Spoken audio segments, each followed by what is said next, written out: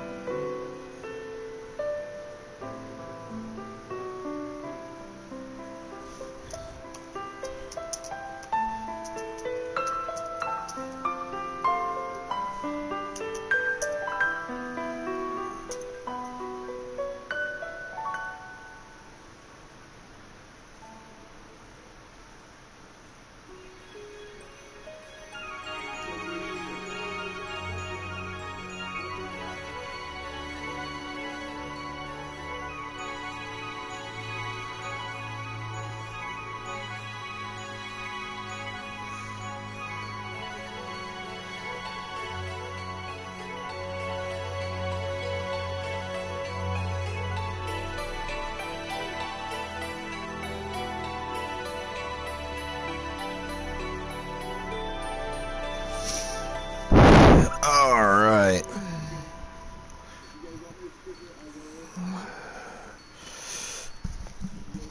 Time to finish the startup process. Stuff I gotta do.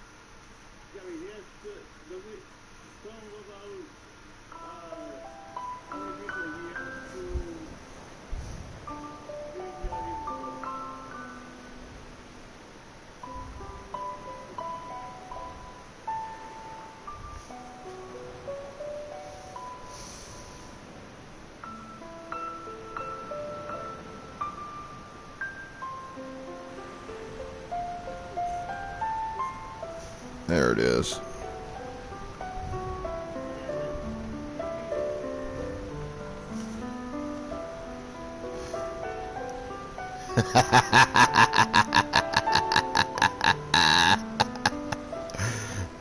Happy Boston Tea Party Day, there, Indy. Let's trigger your trap card. And I'm not a fucking gnome, woman. How many times do I have to fucking tell you people? I am your immortal Sith Emperor. You will bow before me and tremble in fear. Not a fucking gnome.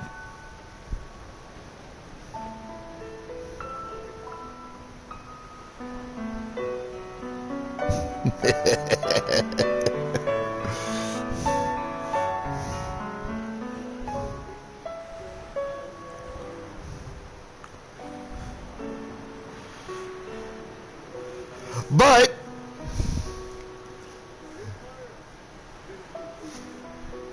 I will accept a gnome army into my Sith military as canon. I mean, sorry. I mean, as soldiers.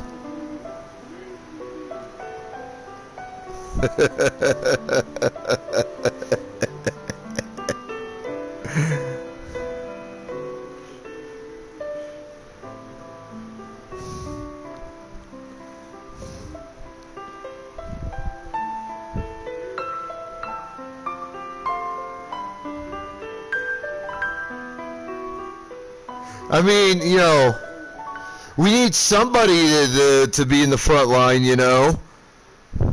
I'm not going to risk my elite soldiers on that.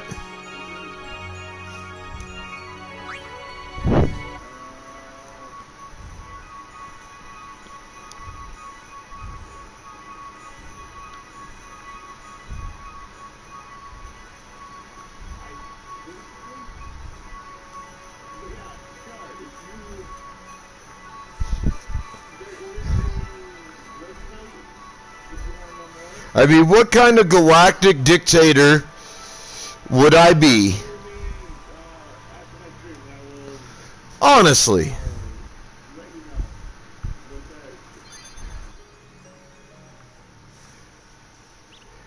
If I risked my best soldiers on the front line.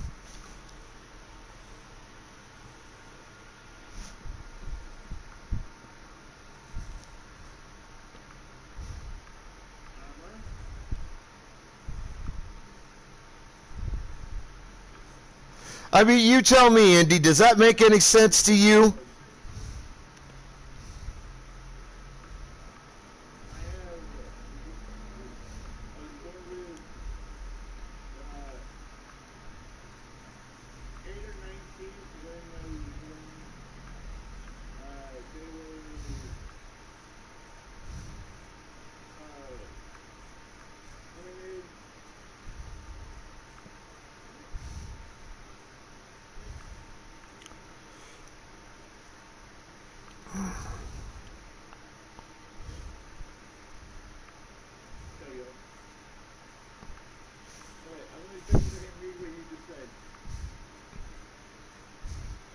Indy's probably over. Fuck this American asshole, always picking on us British and shit.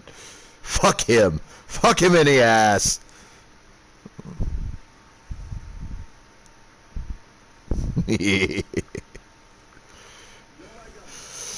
Which, if that is what she's thinking, you know, fair enough. Not gonna lie, I'm a bit of an asshole.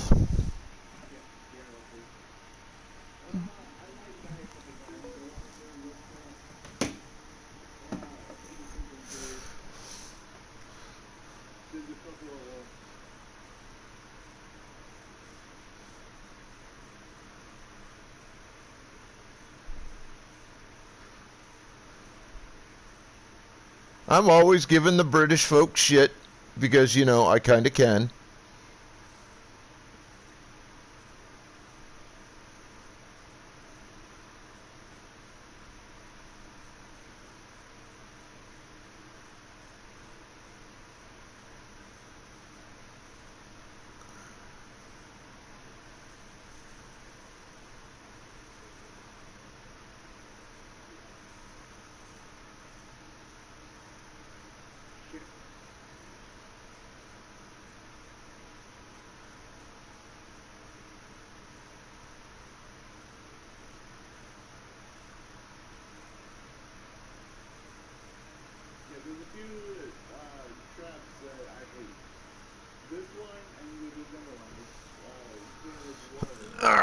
I need to check on something real quick, chat, before I get officially started. So give me a minute. And I do apologize. I started late today. I got a last fucking second phone call that kind of took a little bit to deal with.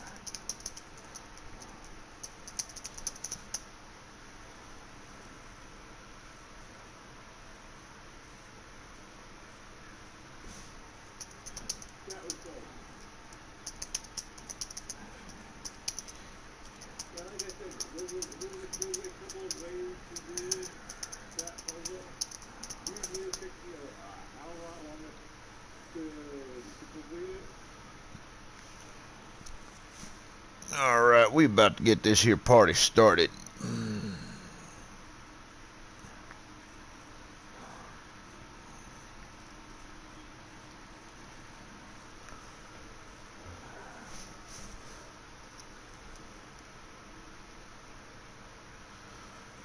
I see Danny Boy's in here.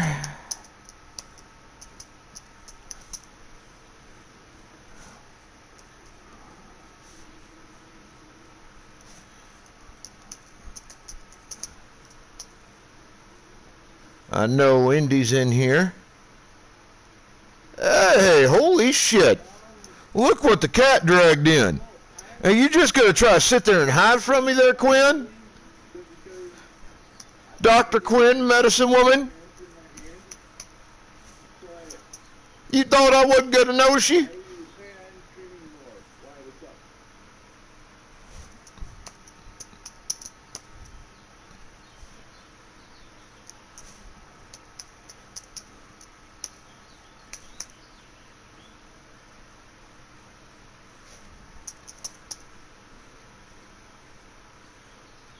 How did I fuck that up? God damn it. You just had to have the complicated fucking name, huh?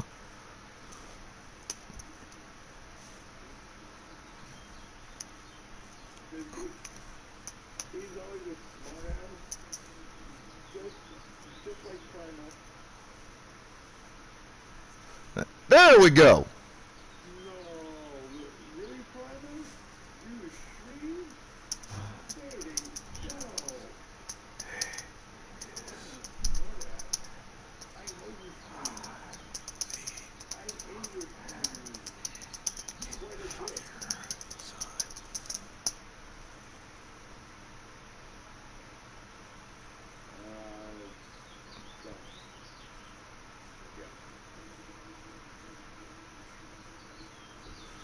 Alright, now we got all that done.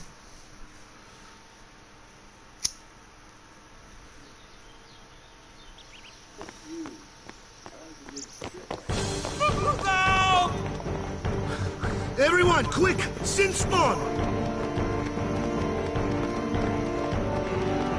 Well, fuck you and fuck your husband. Because I haven't ever actually beaten this game yet.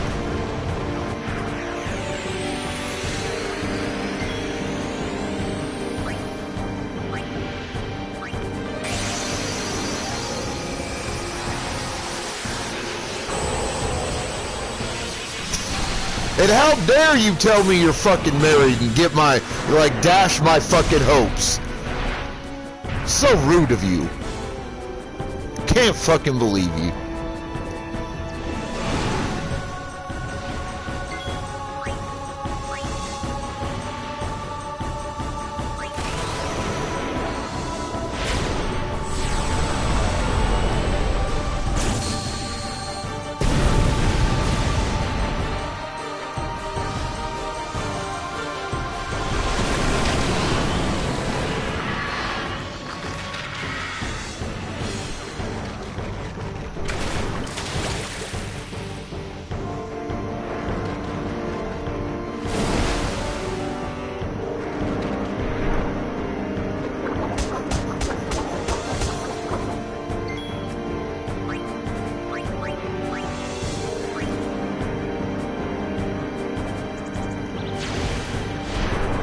You should be sorry.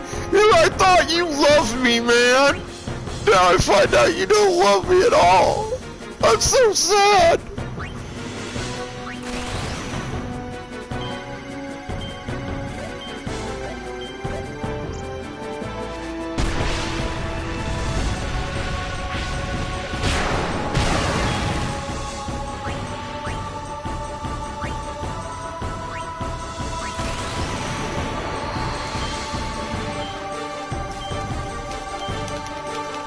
I don't know how to make that meter move.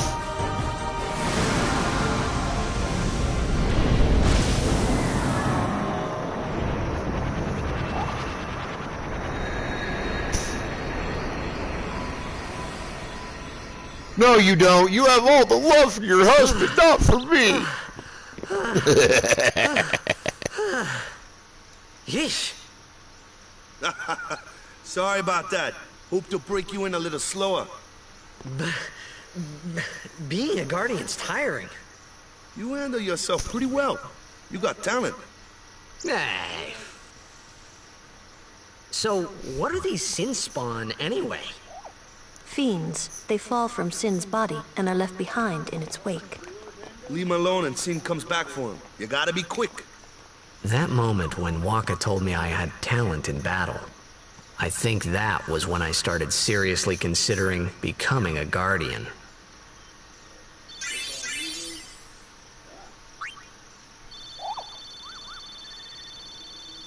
No, there's not. You can only love your husband. Unless you divorce him. And then it's, you know, then you're free game.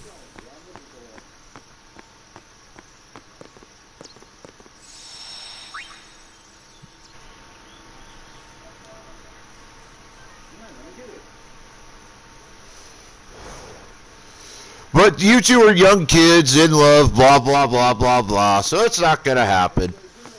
So there goes my hopes dashed again.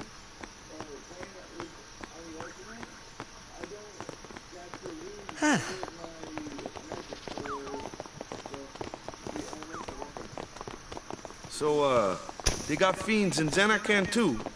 Just a few. It's a big deal when one shows up, though.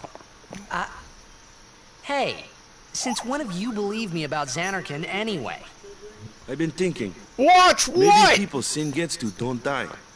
Maybe Sin carries them through time, like 1,000 years through time. And then one day, maybe they just pop back, see?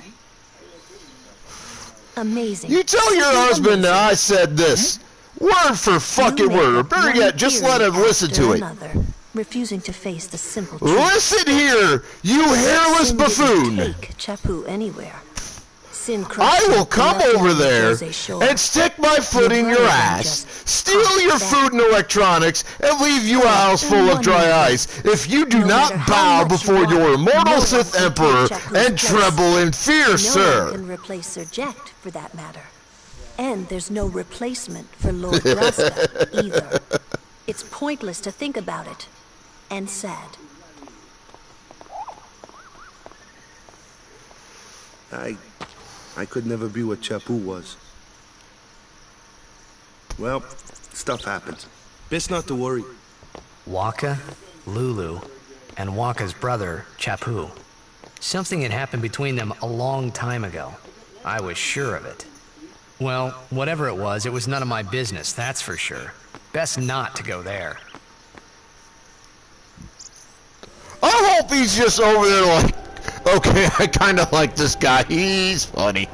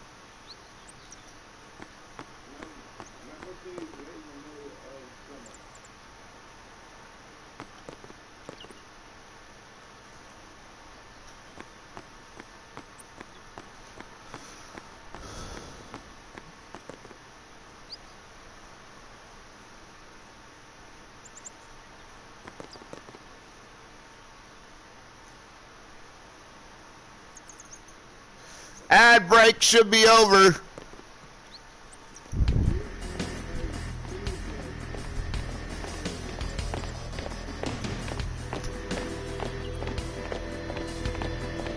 You here to pray for victory too? Us? Pray? Who needs to pray? The Luca goers always win. Oh yeah? Then why you here? We've been praying for some competition this year. So what's your goal this time? You gonna do your best again? Ha! It's too bad your best isn't good enough. Why even bother showing up? This time, we play to win. Ooh, play away. Just remember, even kids can play, boys. See you in the finals. We'll beat them. We have to. You know that team? Putting people down. They're as bad as my old man. But Sir Jecht was a kind and gentle man. Well, not my Jecht. Even 10 years after he left. Just thinking about my old man got me angry. But maybe that was just my way of keeping him... Nah. Listen here, Liquid Raiden. If I wanted your lip, I would rattle my motherfucking zipper. Alright? Now let's trigger your trap card.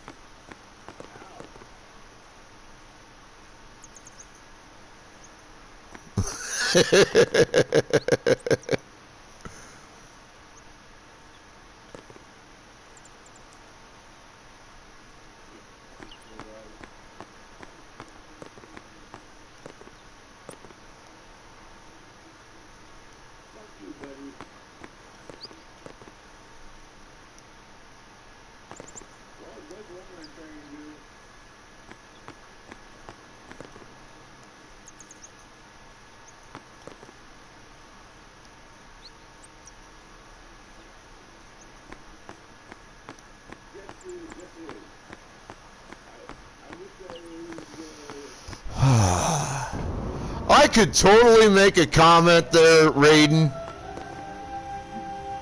But I'm gonna let that one slide.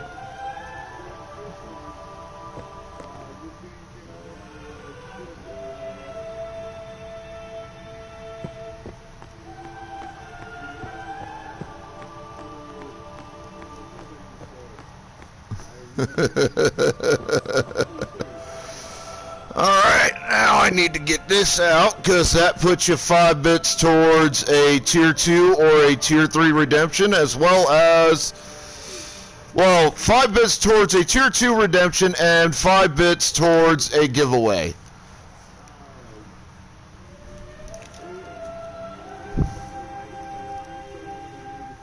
for the month.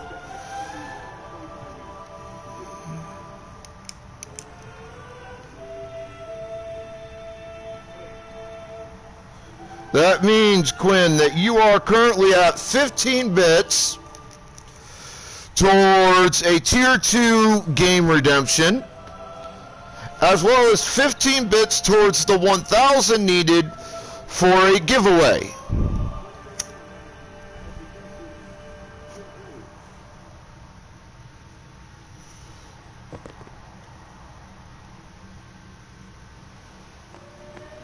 So you need 185 bits for the Tier 2 redemption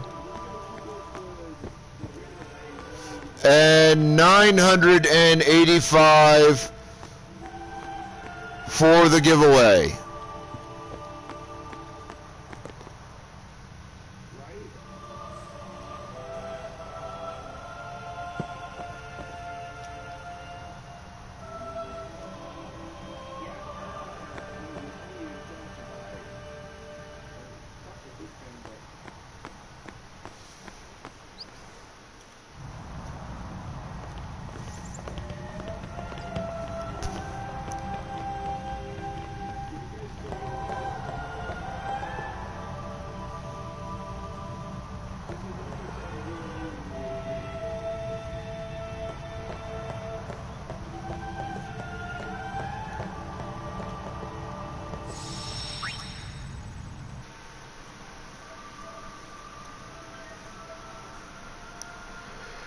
And Raiden, I will hang you by your ankles, son. I think Waka needs to do a little more praying. Lord O'Holland, guide our feet. Oh, I love Final Fantasy X. I've actually started playing this probably a couple dozen times in the last 20 years. I've just never gotten around to beating it.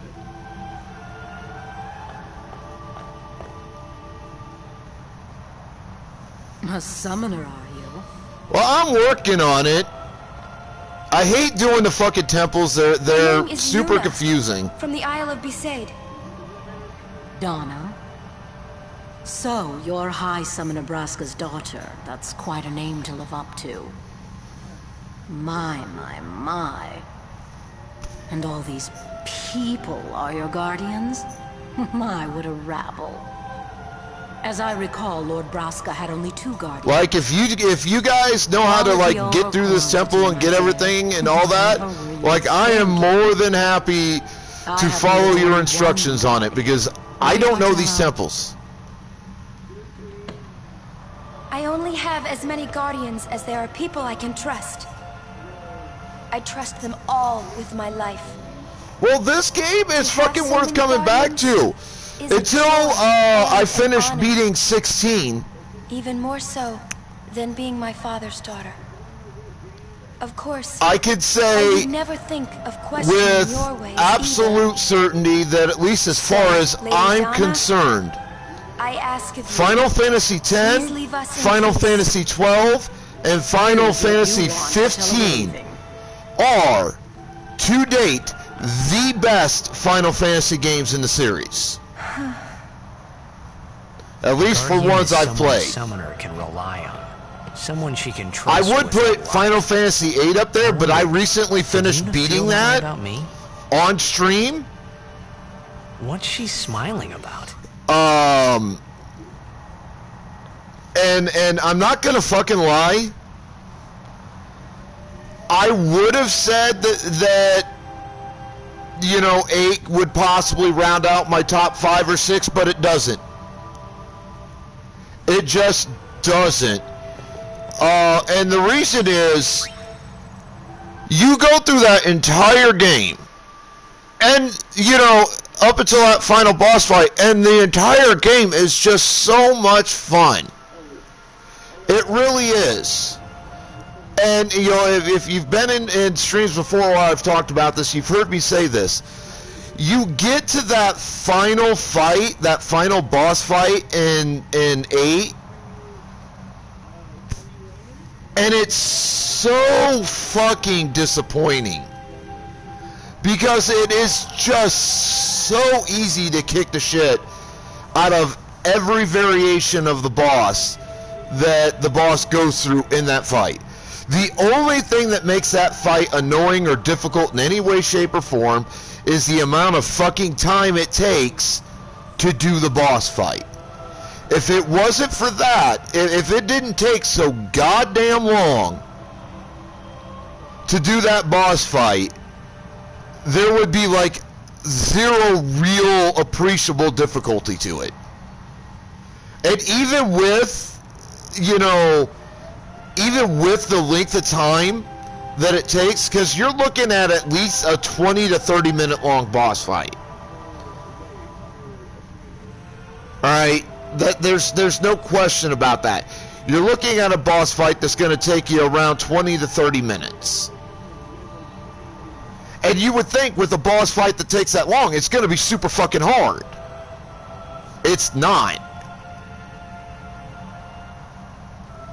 Like, I did that boss fight twice because I fucked it up the first time because I didn't get the pattern quick enough of what to do. But once you get that pattern, and the pattern is super fucking easy. Once you get the pattern, you literally play the boss fight like you're fucking sleeping. Like, that is literally how easy it is. And mind you, my main cast of characters I went in with were level 100, and level like 82, 85, somewhere around there. The highest level the boss in any of its incarnation reaches is like level 65. So I went in very much over-leveled for the fight. And I didn't even realize that till I looked up the actual boss levels. And the boss goes through like 4 or 5 changes in the course of the fight. There's like 4 or 5 variations you have to fight, one after the other, like no break in between to restock on stuff or whatever. So you would think, now that you have that information about this final boss fight in the game, that, you know... Oh, and I also went into that boss fight with all my summons, except for like 2 or 3 at maximum level. There was that too.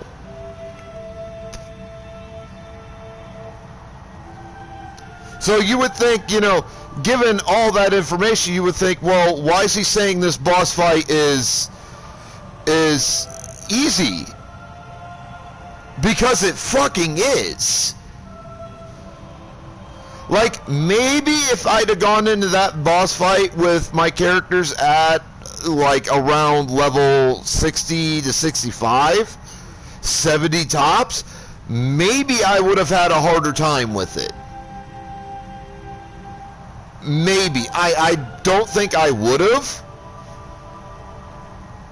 I think I still would have had a pretty easy time of the boss fight. Because really it's just basically spam magic when you have it. If you don't have it, steal it and spam it. And that's basically the entire boss fight. You spam Demi, kill the boss's HP, and when you run out of Demi, for whatever reason,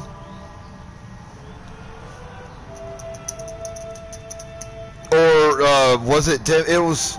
There's a certain magic that's like especially potent to the boss.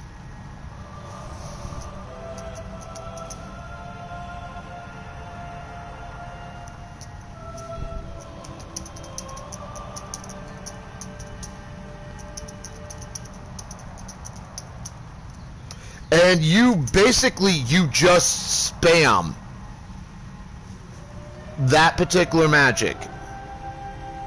That is all you do. You just spam it until you get the boss down to where when you hit it with that magic, it's only doing like maybe 10 damage at most. And then you just beat the shit out of it. And then when you kill it, it reincarnates into a new form. And you just rinse and repeat the process.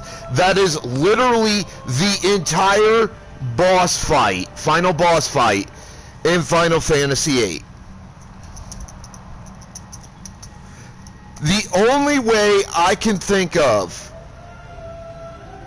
to make that fight difficult, and, you know, honestly, it would probably make the boss fight basically impossible, is if you just say, well, fuck going through the final castle and getting,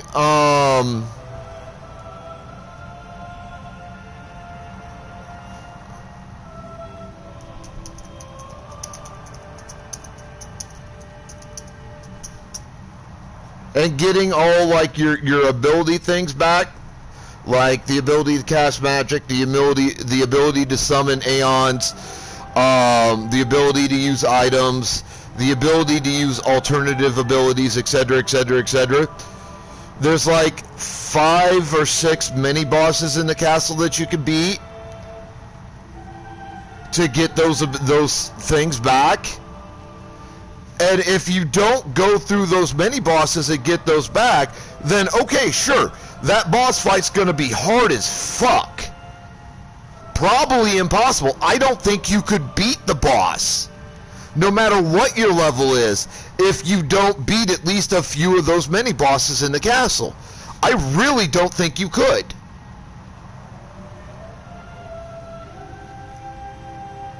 But let's say you can. That is the only way in hell to make that fight hard.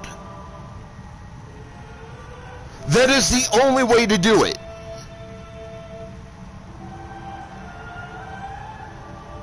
I mean, as long as you get magic and items at a minimum, because honestly, you don't need summons in the fight. You really don't.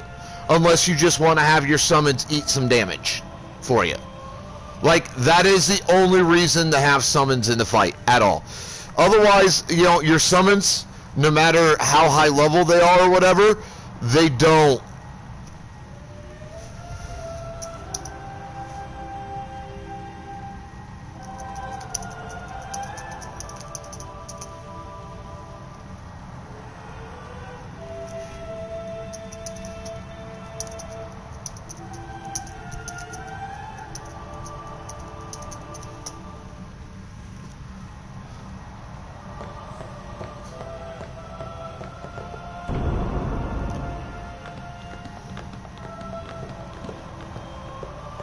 The faith is below. Let's do it. The faith? But first, the Cloister of Trials.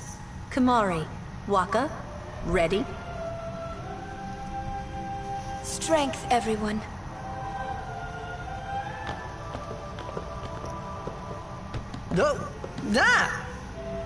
Hey, what gives?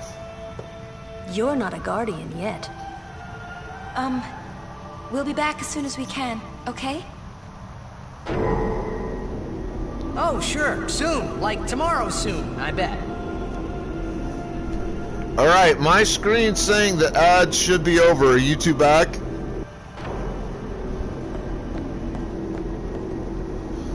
Alright. Like I said, I mean, there is a way to make that boss fight worth it in terms of difficulty, but I mean, it's...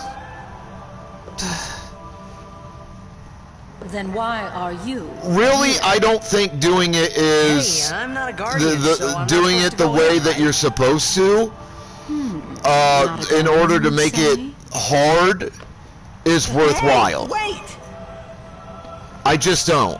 Because, if you don't do the mini bosses, I don't think you can beat the final boss. I don't care what your level is. You could have literally every character, all 6 of them, at level 100. You could have every summonable Aeon, which I did, and have them all maxed to 100 with every possible ability in the game. And I don't think that without the ability, without at least magic and item access, I don't think that boss fight is beatable. I really don't think it is. You need, at a minimum, to go through that castle, that final castle, get magic and items. Otherwise, you can't beat the boss. No Guardian. Now, Well, mind you, it's too late that's my take on it, based on my experience fighting the boss and going through that castle. Okay, that's just my take on it. I don't know how valid that take is. I don't know if you can beat the boss without having access to at least items and magic. And absolutely the draw ability. At a minimum,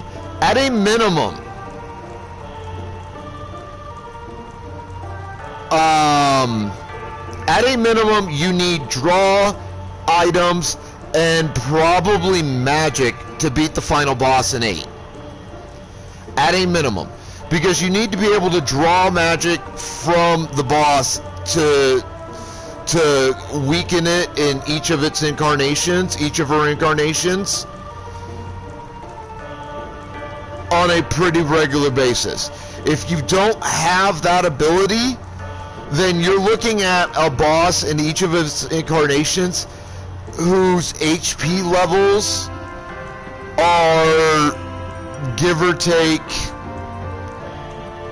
around 5 to 10,000. At least 60 to 100,000 per incarnation. Like, I looked it up for what the listed stats are for each of the incarnations of the final boss in Final Fantasy VIII, and the minimum HP level was somewhere around 60 to 65,000. So without draw, without items, and at least in my personal opinion, without magic, you can't beat that boss. I just don't see a way of doing it. Even if you somehow manage to get like the ultimate weapons and gear for each character, and you went in with all of that, if you don't have draw, items, and as far as I'm concerned, magic for the final boss in Final Fantasy VIII, you're not beating it. You're just not. Because even with the ultimate like gear and stuff, you're only going to get per hit with your absolutely physically strongest characters, maybe 1,000 points of damage per hit. If you're lucky. Because I will say this, the final boss has some really, really high defense stats.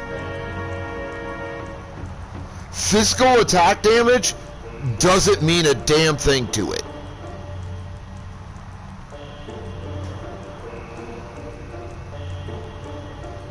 So you want, you want draw, you want items, you want magic in that fight, which means you have to go through the castle and fight the mini bosses to get them. But again, the only way to make the fight hard is to basically go in there with nothing but your ability to physical attack. That is literally the only way to make that boss fight hard. Unless you could somehow manage to get into the boss at like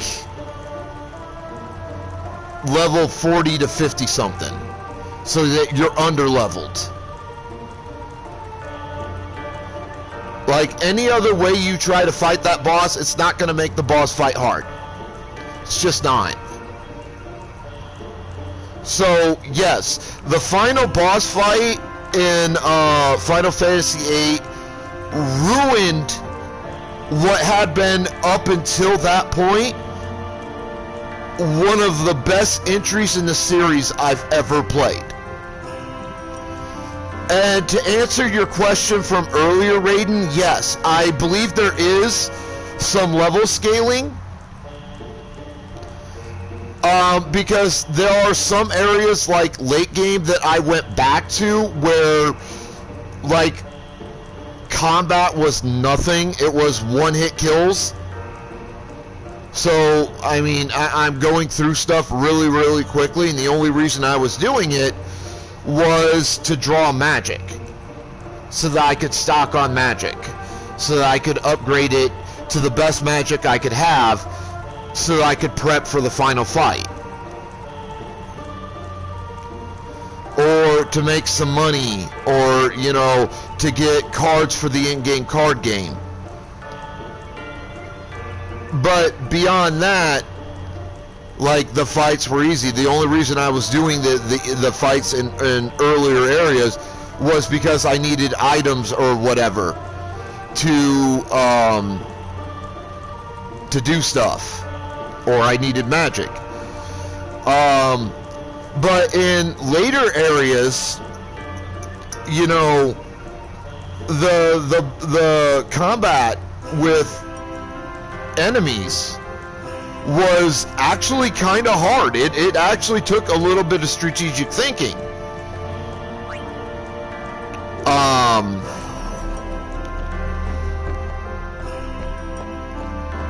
It made me kind of go, okay, well, I got to do this. I have to worry about poison. I have to worry about elemental affinities. That kind of thing.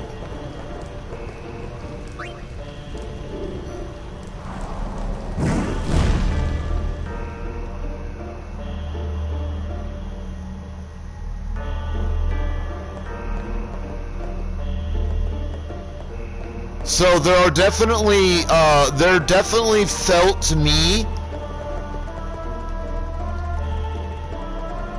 like there was level scaling through most of the game.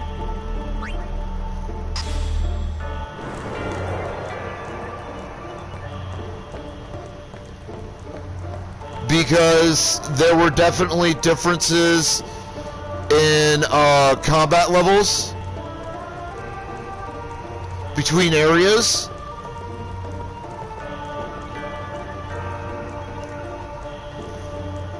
Alright, so which spear do I need first here? Do I need this Glyph Spear or the Kilika Spear?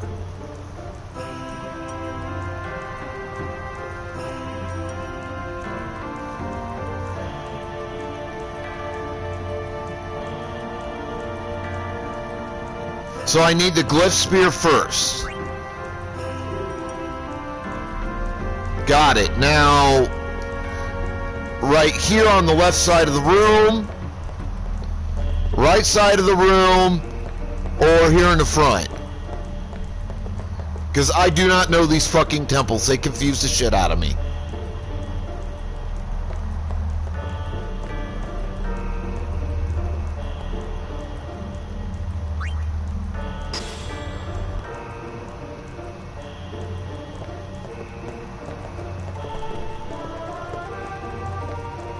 I don't think I need to be pushing that yet. Now, obviously, I need more than one spear.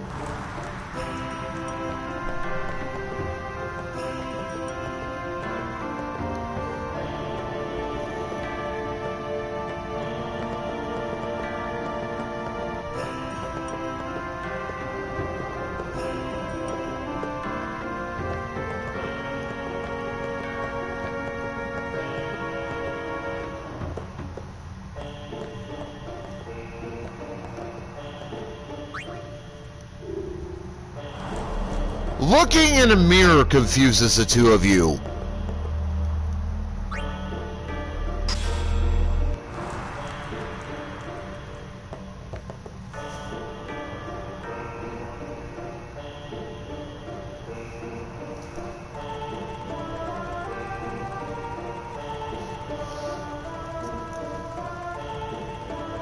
Ah, Torchic. Torchic's not bad. Blazekid's pretty awesome.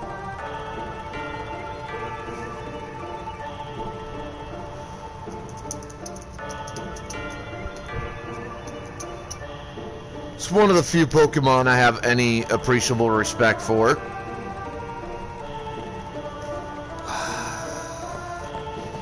Well, you know, it's kind of irritating the shit out of me right now.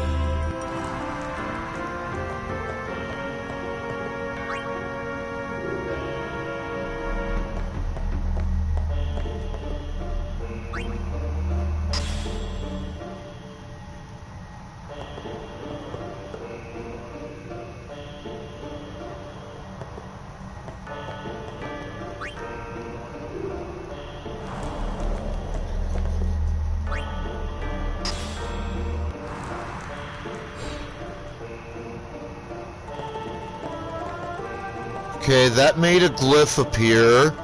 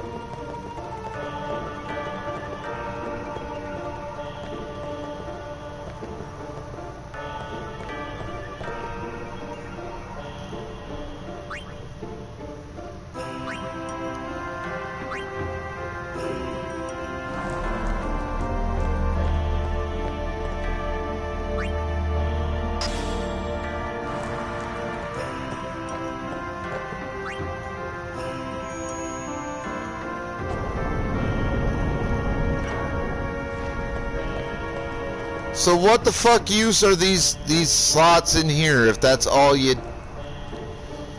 God damn, I hate these temples.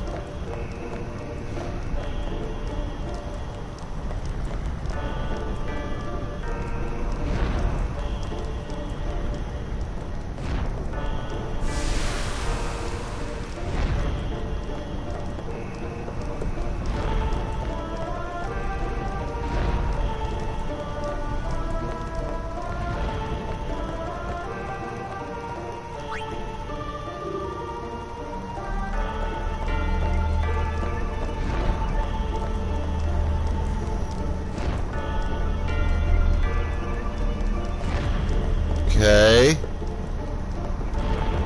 I'm not trying to push that, you fucking idiot.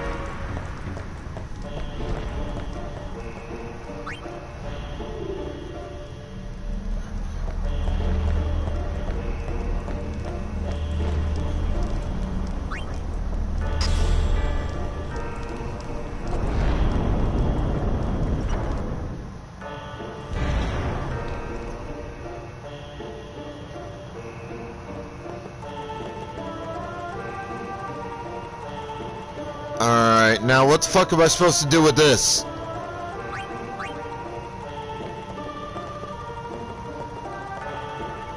I have no place to fucking put it down right now.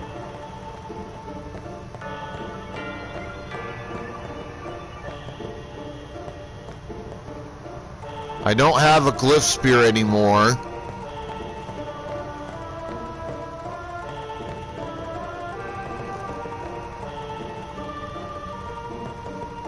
I almost feel like that's supposed to go into that door.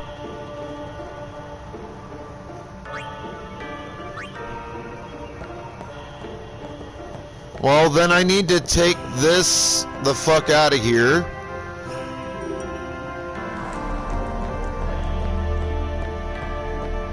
Wait, I forgot I have this open right now. Why do they have to make these so goddamn confusing?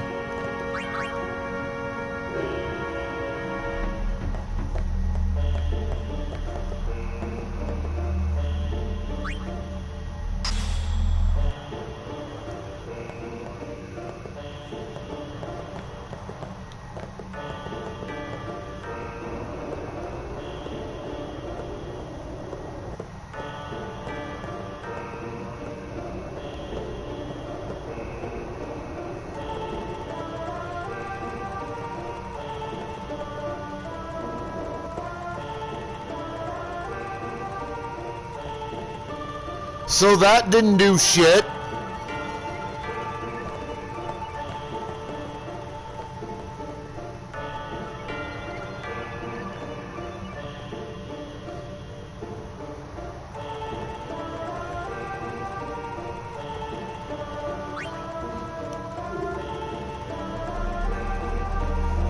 Alright, well, nothing else.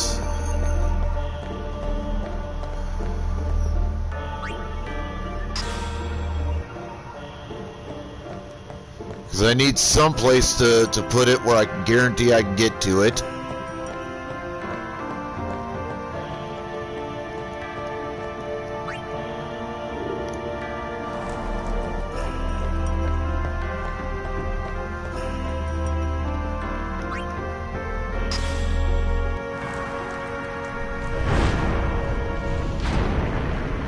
I don't have a glyph spear right now. Remember, my one fucking glyph spear is holding that goddamn door.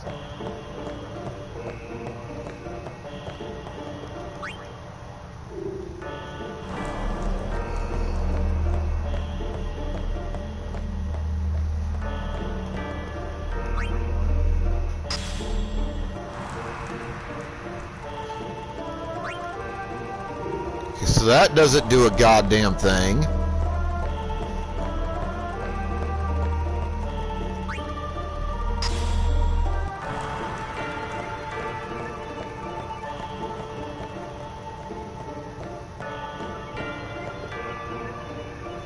That's a Kilika spear.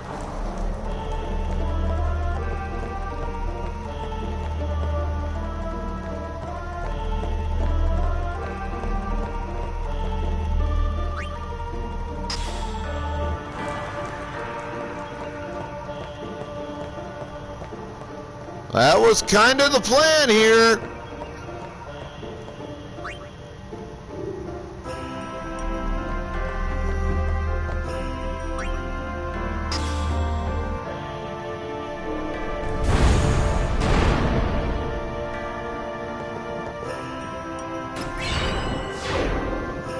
Red armlet. Not bad. So right now, all I have left are twin Kilika spears. So one of these better do something to that fucking door.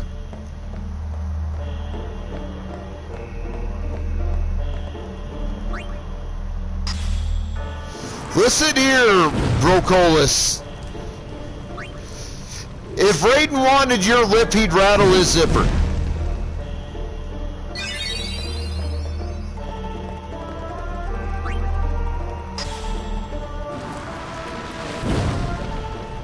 Oh, so I have to have that out of there or I can't proceed. Okay.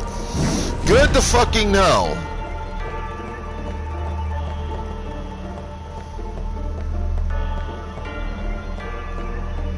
Looks like that's just going to stay open, so we're going to store that here. Even though I know it doesn't do shit.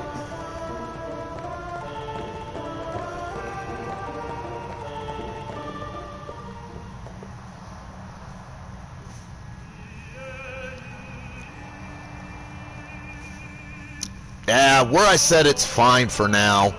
I can go back and grab it, I think. Whoa, whoa, whoa!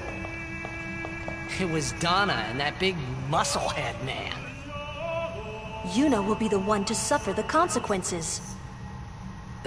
What consequences? She could be excommunicated.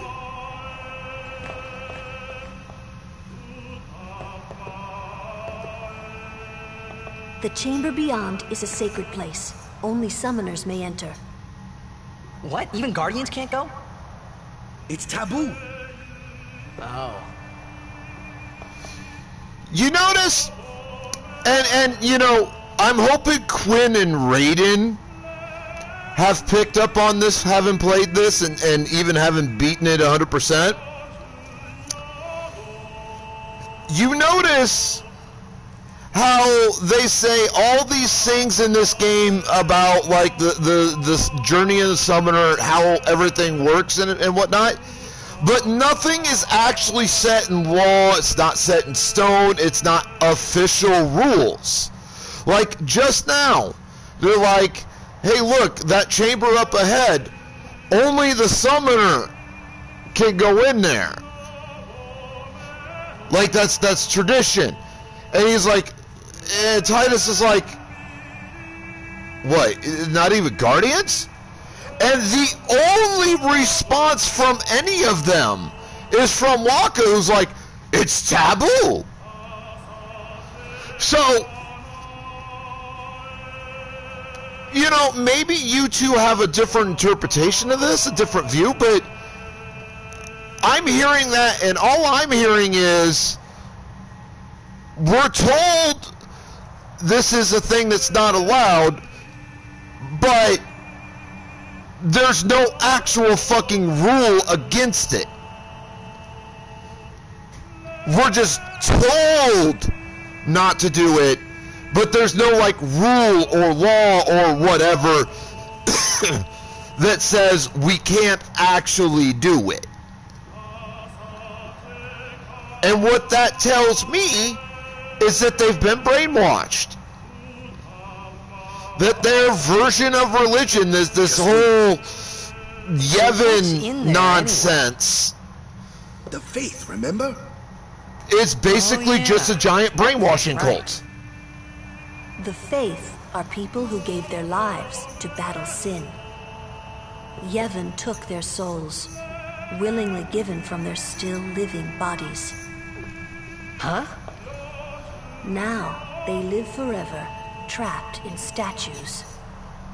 But when a summoner beckons, the souls of the faith emerge once again. That's what we call an Aeon. All that in this room? So what's Yuna doing in there? She prays with all her heart for a way to defeat sin.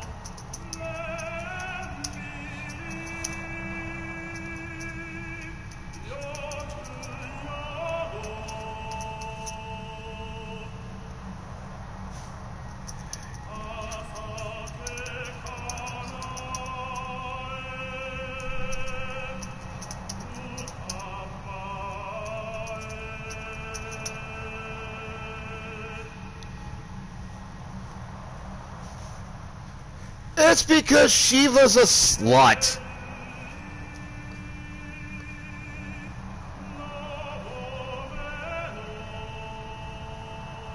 Fucking fight me, nerds.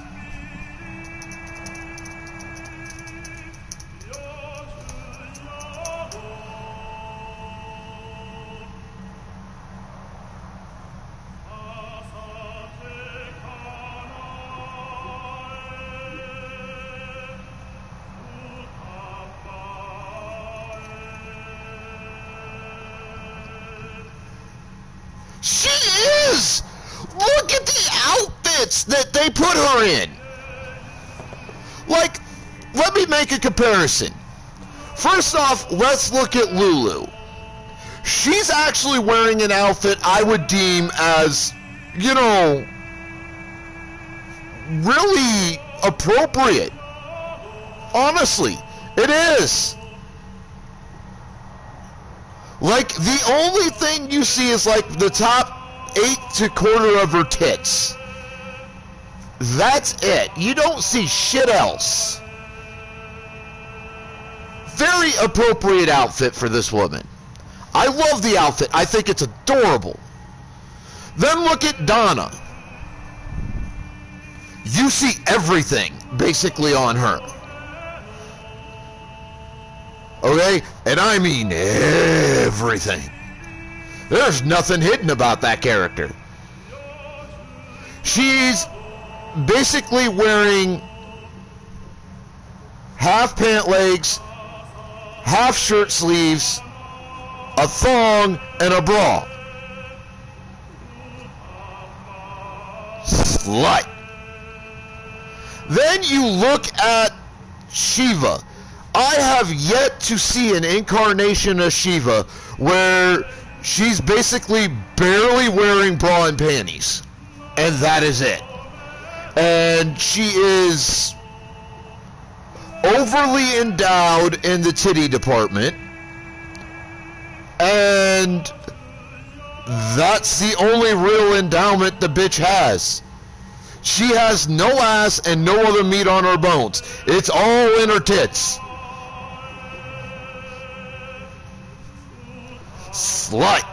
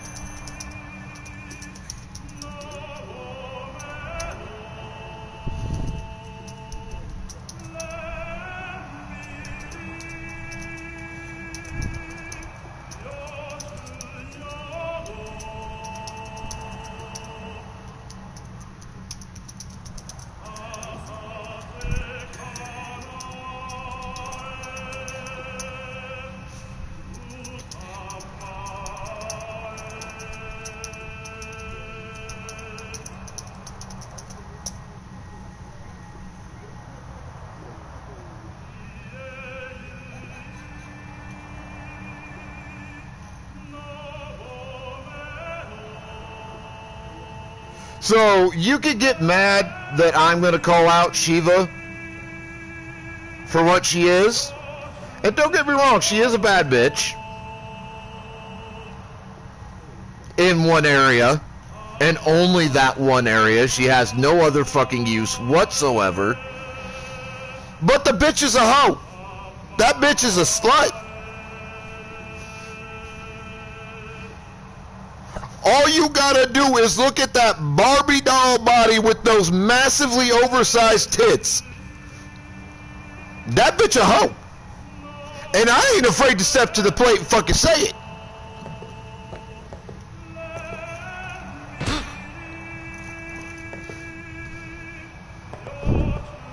I will tell you the motherfucking truth about it. That bitch a slut. She may be a bad bitch in that one area where she's actually fucking useful.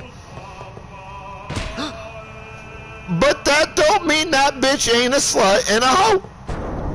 She very much is. And y'all just need to recognize. Alright?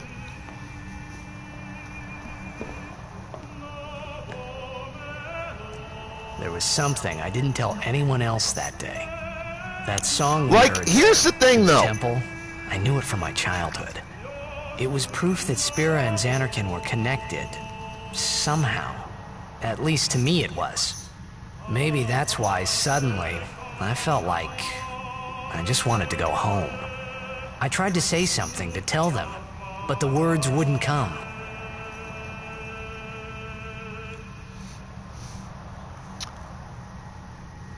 Here's the thing. And, you know, again, I have actually talked about this in my streams before.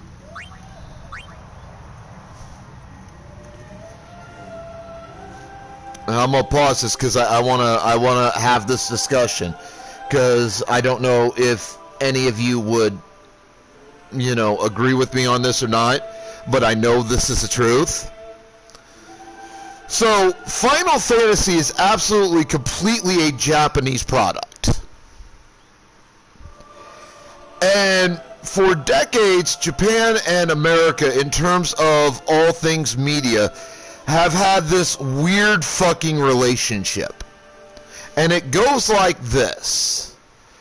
Japan is very blatant, very open, and very honest about letting the world know that from conception, their kids, their people are taught everything.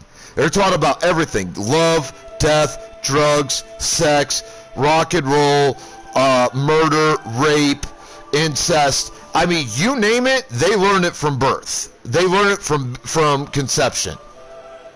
And Japan doesn't give a fuck. Like, and I know this is true. I watch a lot of Japanese anime. I watch a lot of Japanese Metal Hero shows. I watch specifically, primarily Super Sentai and Kamen Rider. And regardless of what the actual age of the actresses are at the time, they are playing usually like teenage high school girls. And we get like blatant panty and bra shots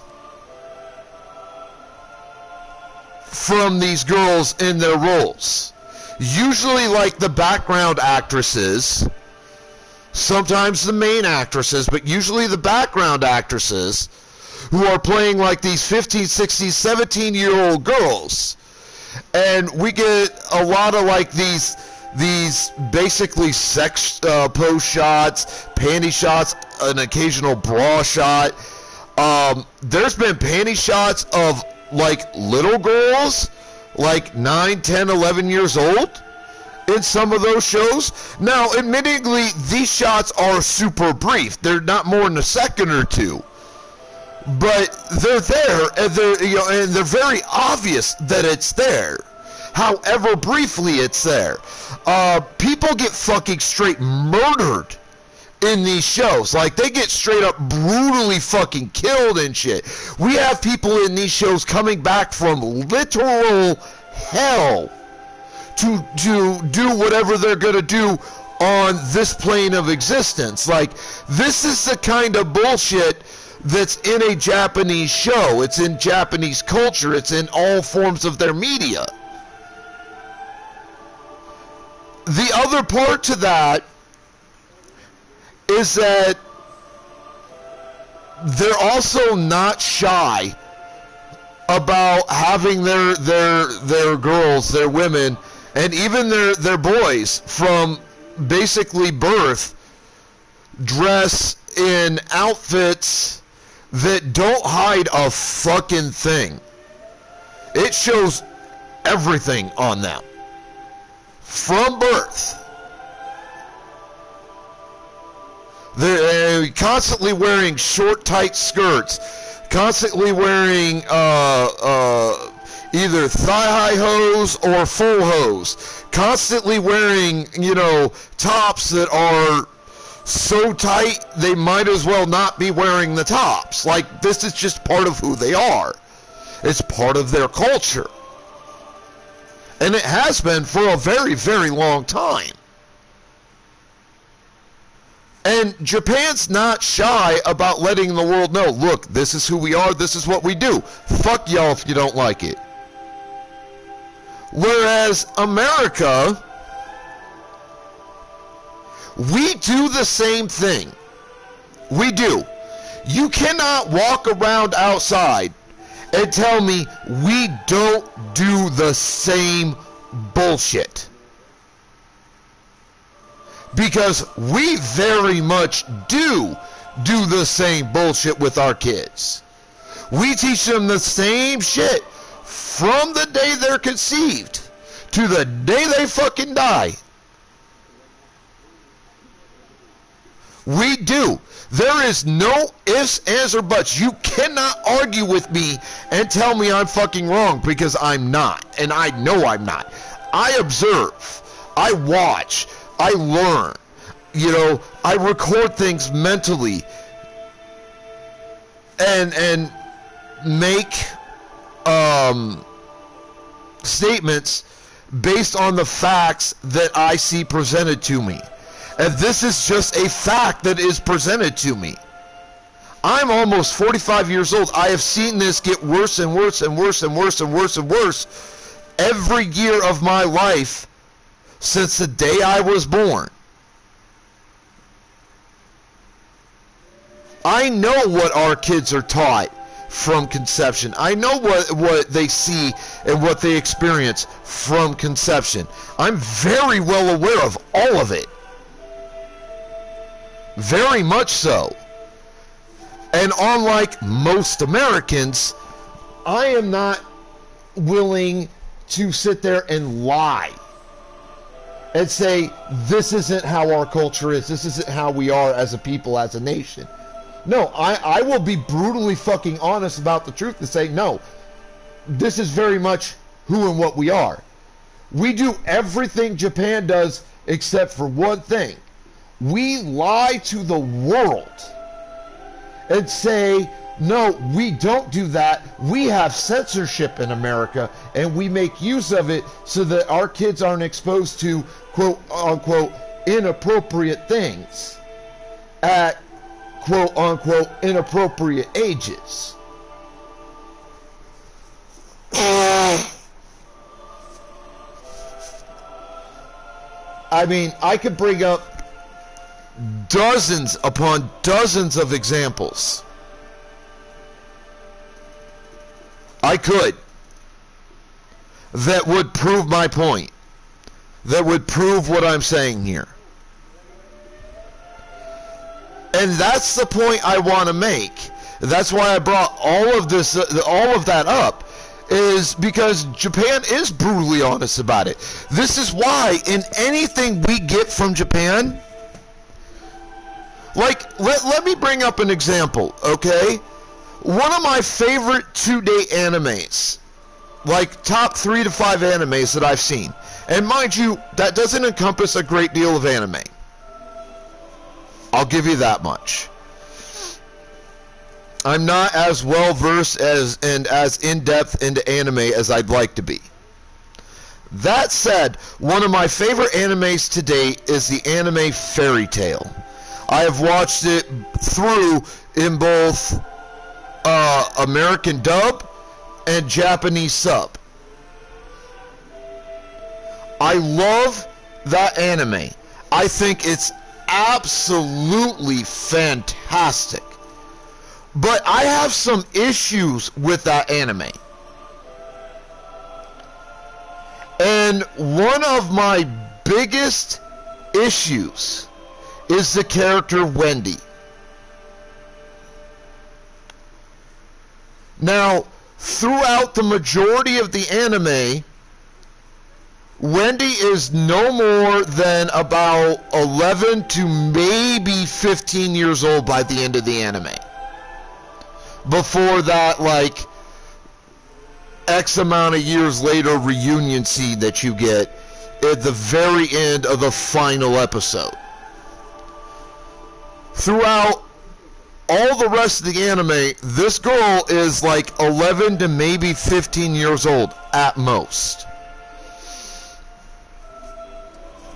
And look at her outfit.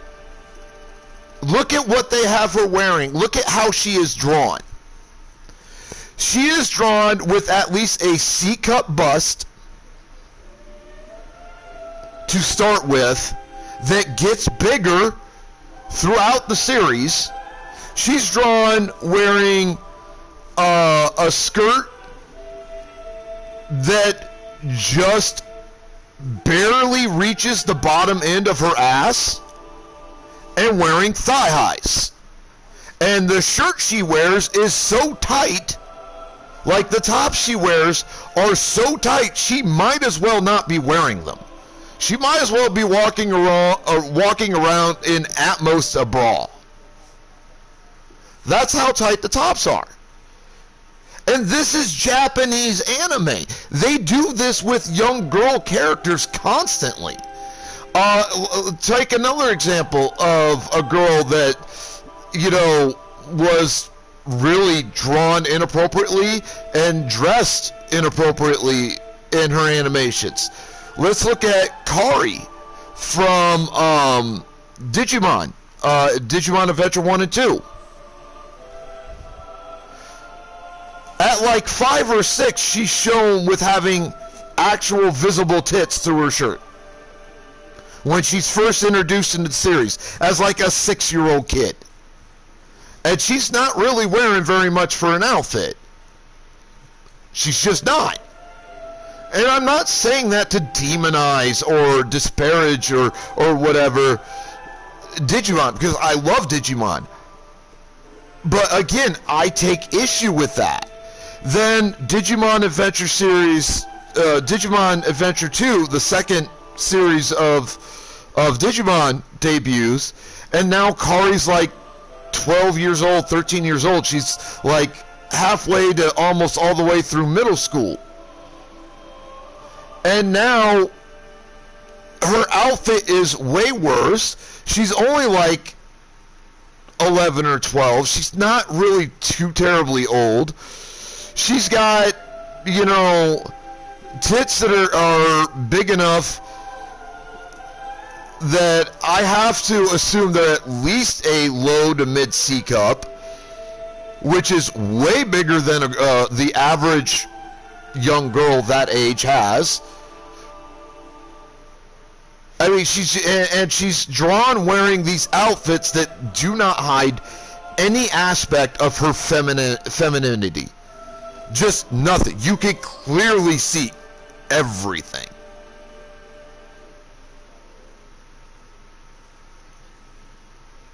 That's Japanese culture. That's what they do and how they do it. I don't necessarily agree with at least some aspects to Japanese culture and what they do and how they do it. I absolutely do not agree with it. But I at least can give credit and respect to Japan for being, you know, very open and honest about who and what they are and how they do things. They don't try to hide who and what they are, much less how they work as a culture or how they do things as a people or as a country. And I respect that from Japan. I may not like aspects of what they do and how they do it, but I can at least respect that they are very open and honest with the world about it. Now let's look at American culture. Let me bring up some examples of American culture. First off, let's talk about things live action. Typically you see for like mid to late teenage characters, you typically see those portrayed by actresses in their late teens to mid-20s. That's typically been the case, at least for about the last 25, 30 years. Probably longer than that. You'll see these actors and actresses playing these, like, 12 to 15-year-old roles. But the actors and actresses are usually, at a minimum, 17 to, like, 25 in those roles. Now, back in the 80s, this wasn't quite as bad, but it was still very much there, like you could see it. But as a kid, like, you know, as someone who was under the age of 10, you know, I didn't have the mental and emotional maturity needed to start comprehending what I was seeing. But I've went back and I've watched stuff from that era, and like, I look at it and I'm like, holy shit. Because they are typically dressed in tight outfits, tight pants, leggings, hose, skirts, etc. A lot of times they're shown wearing bikinis in scenes where they wear swimsuits, and the bikinis are fairly skimpy bikinis that don't hide a fucking thing. Like, they're always portrayed as wearing outfits that are not appropriate for the age of the character. It may be appropriate for the age of the actor or the actress, but it's not appropriate for the age of the character that that actor or actress is playing. Let's look at, like, written media. Let's look at comics specifically, because comics is one of the worst examples of this kind of bullshit. So, look at mainline and secondary mainline characters in comics. American comics. Not manga, not comics from other countries. I'm talking strictly and only American comics. Let me bring up examples. Gwen Stacy. Mary Jane Parker. Mary Jane Watson Parker.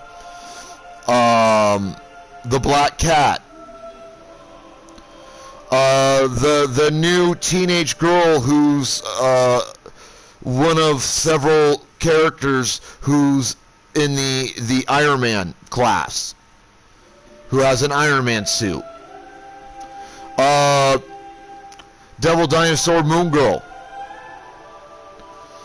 And I could go on and name character after character from DC and Marvel.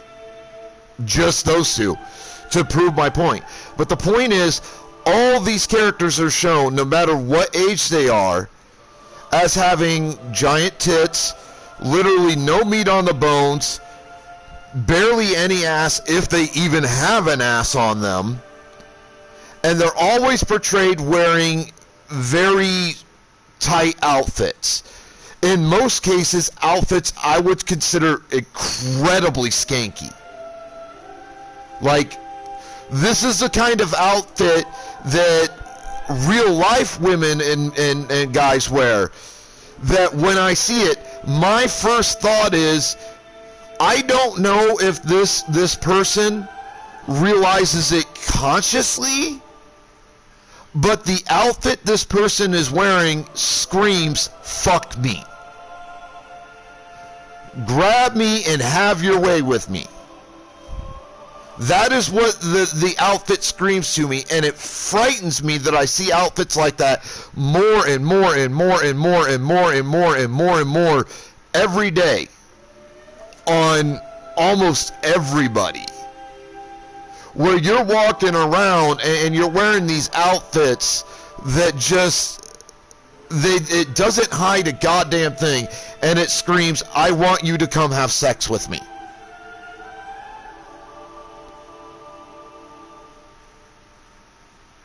Because it's creating a culture in America that is volatile, dangerous, divisive, and destructive to the country. Plain and simple. I don't see any other way of putting it. But that's not the point. The point is, you see this in all forms of American media. You see it in the written media, when that written media includes pictures. You see it in live action media, TV shows and films and things like that, and streaming services, etc. You see it, or you hear it described in oral media, like radio and things like that. You see it in IRL, in the outfits that these kids wear and shit. You see it in the video game media, the gaming media, like across all forms of gaming. Like, you see this kind of culture. You see, it's what I call the Barbie doll Ken culture. You know, at least in terms of like the appearances and the outfits, and it's very disgusting. It's very frightening that you see it.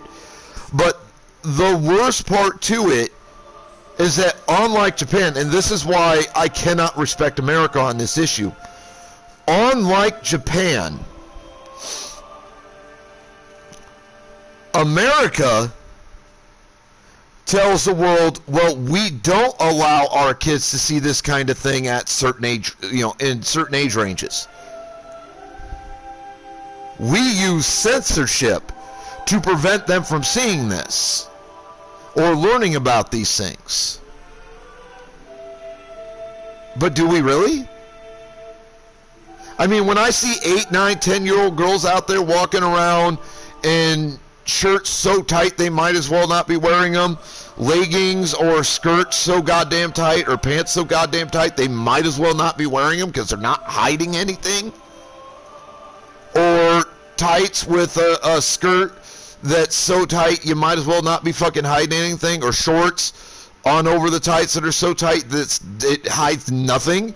Like, when I see outfits like that, I think back to these issues and I think, well, we claim we censor this kind of thing from our kids. That's what we tell the world, is that we don't allow our kids to actually see this kind of nonsense or be a part of this kind of nonsense.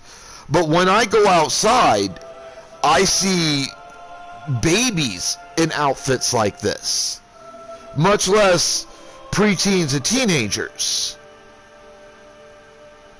I pass by, you know, when I go to my weekly card game session with a friend at my local card shop, I pass by 2 different gyms. And a lot of the time I see women working out in those gyms wearing outfits like this, and I'm like, this is disgusting. I find it very inappropriate.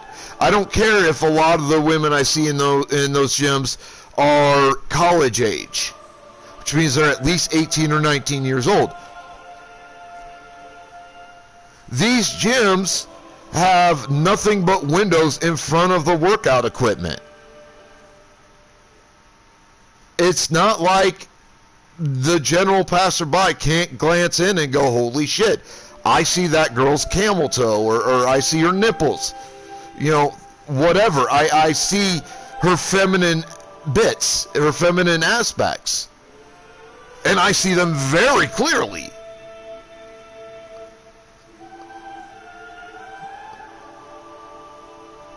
That's why I pass by, and like, my first thought is that disgusts me, and it makes me wonder if this particular female, or the guys that I see in similar outfits where you see the bulge very clearly, you know, whether they're getting the kind of mental and emotional help and support that they need to stop doing that.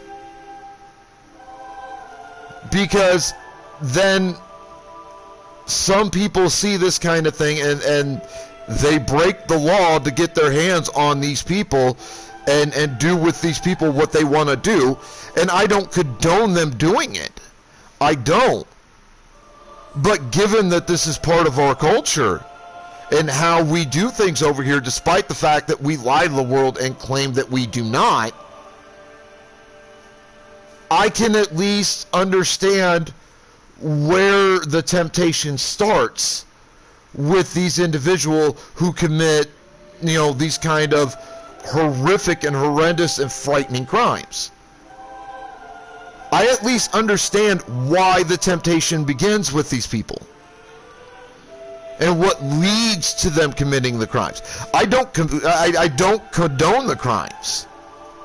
I don't condone the mindset that leads to it, but I can at least understand why the mindset begins, where it comes from. Because when you walk around all day, every day, and you see this kind of, of thing out there, you see these people dressed in these kind of outfits and things like that, how can you not help, when you sit and think about it for a minute, how can you not help but understand why those individuals who commit those kind of horrendous crimes, why they began to commit the crimes to begin with? What led to the temptation? What led to the mindset? You can't help but be sympathetic towards understanding why the temptation and the mindset began in these criminals. Because you see it around you all day, every day.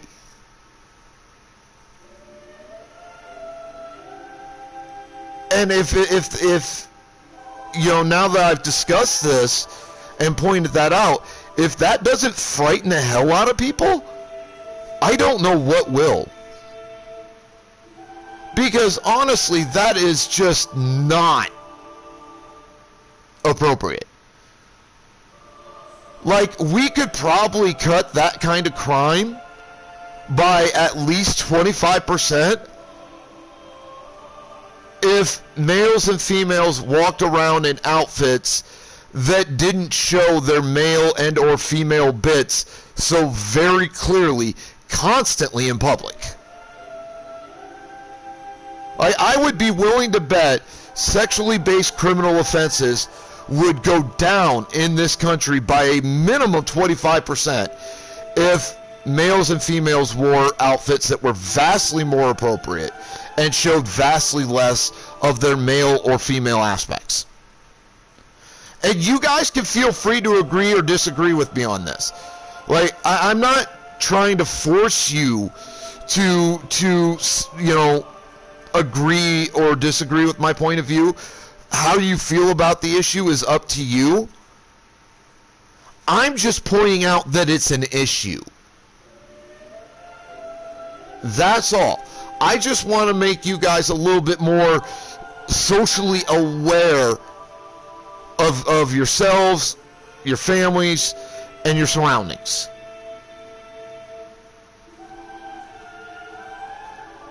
Because, again, America teaches all this kind of bullshit to our kids from conception and brainwashes us into believing that this is perfectly fucking okay from the day we're conceived. But turns around and lies to the world and says, we don't do it. But Japan does the same thing. And the differences are, the big differences are, first off, they're not afraid to admit they do it. They're very open about that. Secondly, they at least have some services and whatnot in place to help deal with potential criminal activity relating to those issues. And what they've put in place is actually pretty thorough. They may be understaffed, they may be underfunded, they may be overwhelmed with caseloads, unfortunately. But at least it's there, and the mission and how they're supposed to do the mission is very clear, and these services are very well policed. I mean, watchdog groups are definitely there in place, both governmental and non-governmental, to keep an eye on these facilities and these groups and all that, to try to keep them as on the straight and narrow as they can manage. We don't have that here in America. Not really. I mean, we've got law enforcement agencies, that's it, and half the fucking time, at least if you're a guy, you're automatically assumed to either be lying or guilty. Or both. In these kinds of situations. I mean, the system has been bent towards, backing up women and females in these types of situations so much over the last 30 years that males could just, like, glance at a woman. And I've talked about this before. Like, I could glance at a chick, just glance for the barest fraction of a second, walking by. And I could get rolled up on by the cops and get fucking arrested for sexual harassment and or sexual assault or even a false rape charge, go to court on it, and my chances of winning the case, because I'm actually innocent, are about 25% at best. Because of how that culture's impacted the country. And this is things that I really feel that America as a country really needs to start stepping up to the plate and handling. And it's got to start at home. It's got to start with the American family. It has to. You know what I'm saying? Like, you can't just expect the government to up and do anything if if normal American citizens aren't willing to start the process of fixing this issue at home.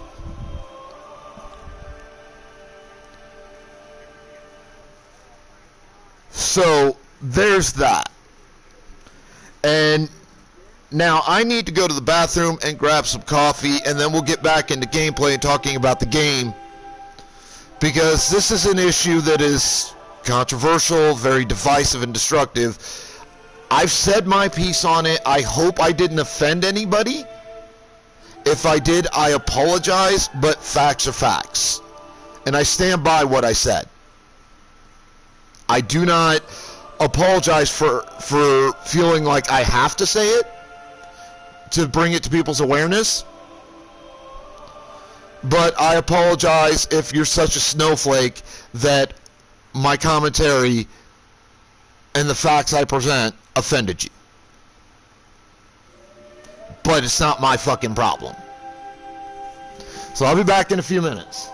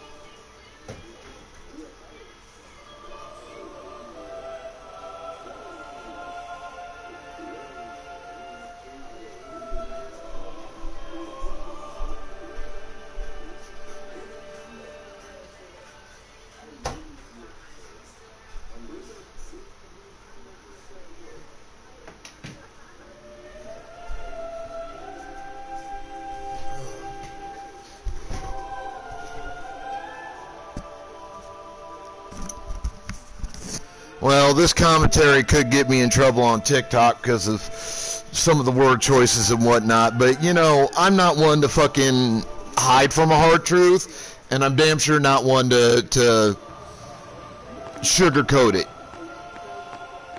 I will tell you exactly what the fuck I feel, what's on my mind, I'm going to tell you exactly how I'm thinking it. I am too fucking old, too fucking tired, and just too sick of the fucking bullshit to not just be completely, brutally, and utterly honest from day one. That's both my biggest fault and one of my greatest strengths.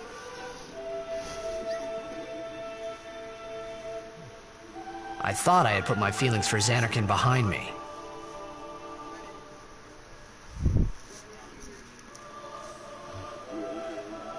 These new goddamn millennials But they and were shit. there, and they grew inside me bigger. God, they and piss bigger. me off to no I end. was just about ready to burst. They really do.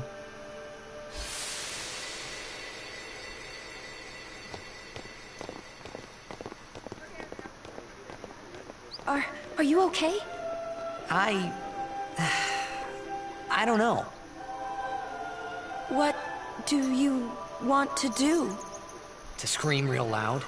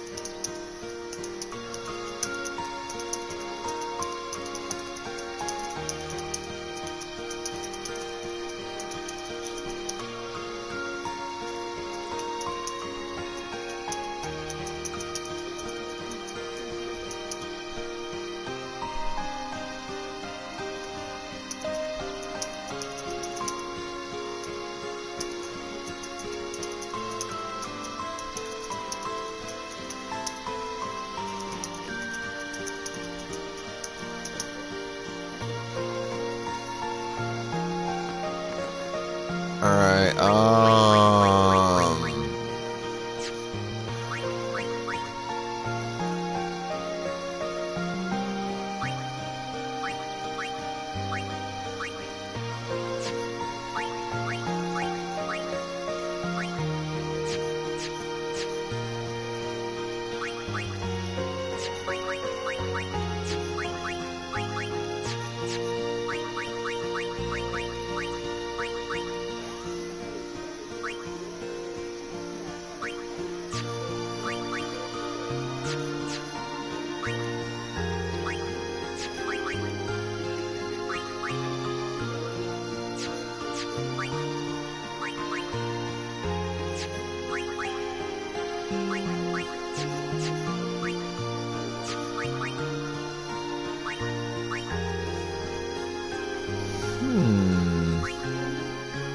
Poison Ward is still better for this particular area.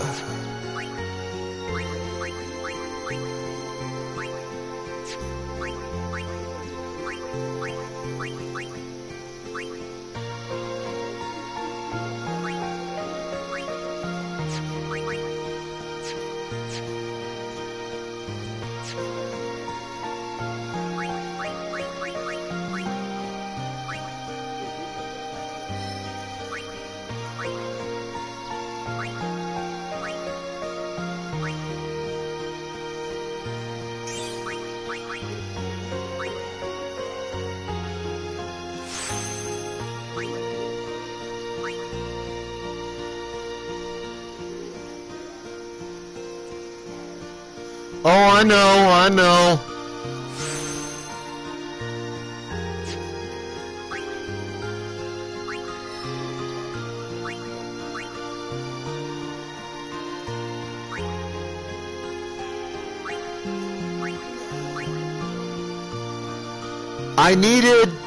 I need an ability spear for this, and I have none. Oh, no, I have them. Oh, yes.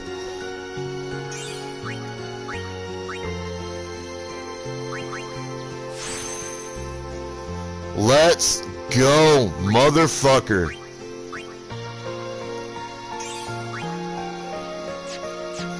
That may have forced me to waste a little bit.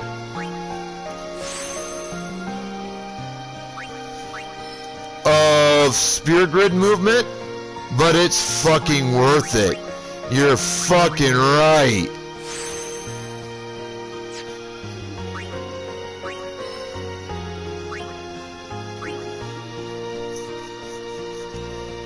I don't care about extract mana.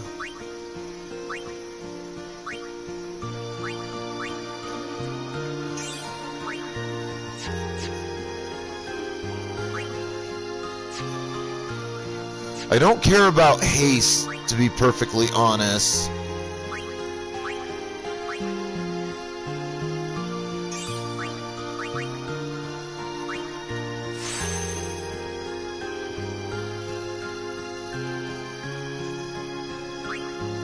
Fine, I'll spend a spear on it, but those spears are fucking hard to get.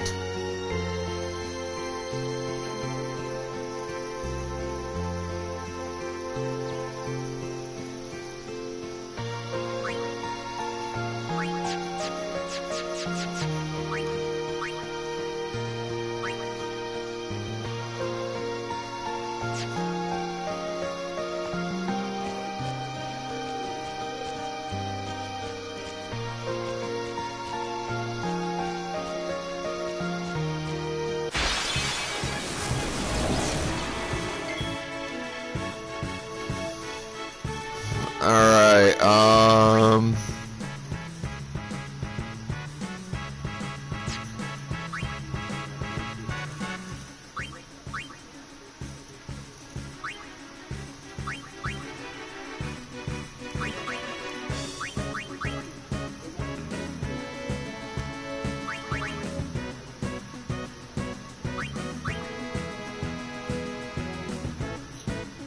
Shield us from thunderous bane.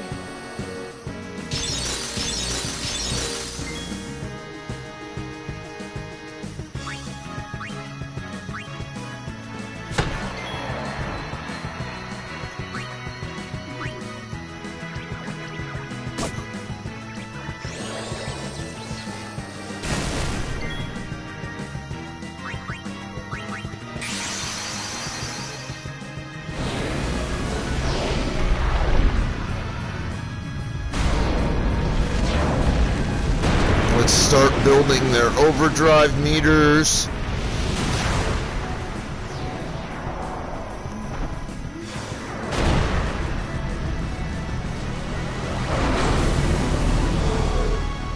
Will you help us?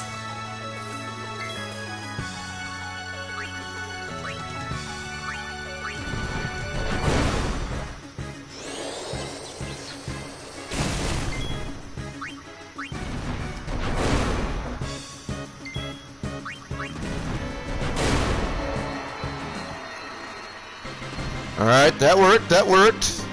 Got me about 1/8 of the way up.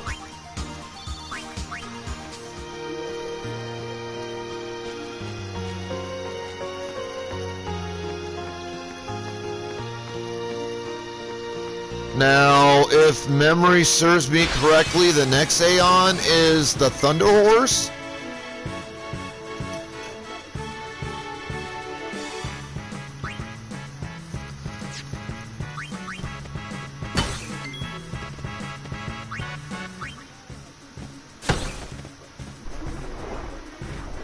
Yeah, Ixion.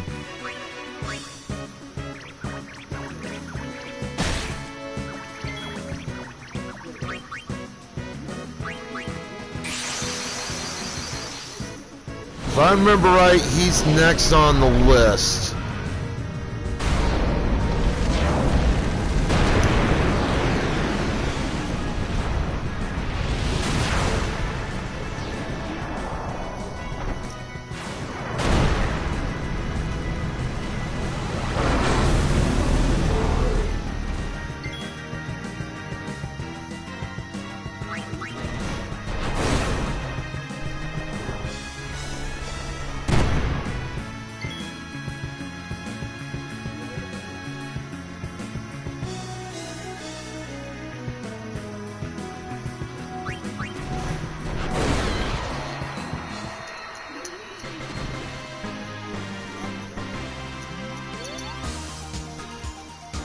go. Duh.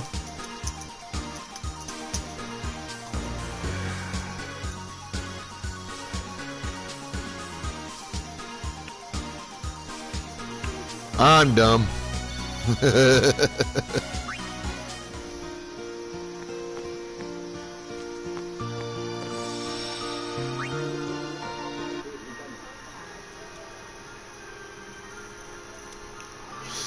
So now I'm going to run around out here a little bit and rebuild overdrive meters. Since I'm right by Save Spear.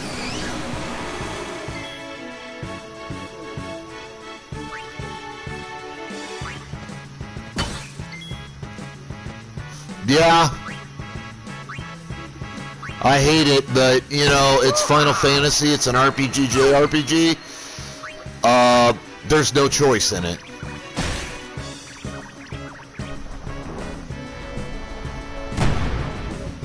Especially if you're as careful a player as I tend to be. Where you don't like going into a boss fight without every possible available asset you can have. And in this game, like, your biggest boss fight assets are overdrive meters.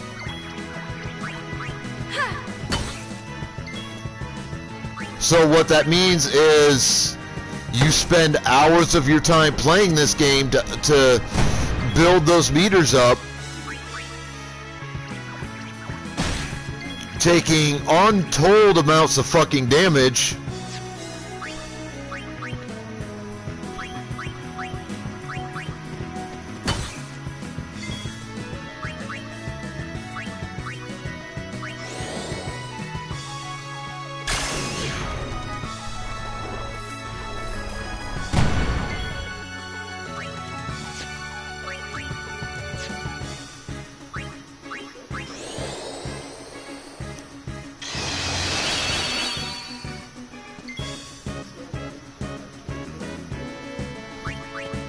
Well, now that I have the extract ability, that's gonna help a lot because I've had to walk over a couple of abilities with some characters on the spear grid.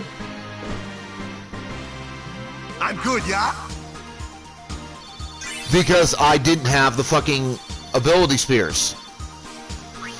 Well, the fucking extract ability spear, or extract ability, gives me the ability to basically hit any enemy, and at the end of the fight, I get at least one ability spear.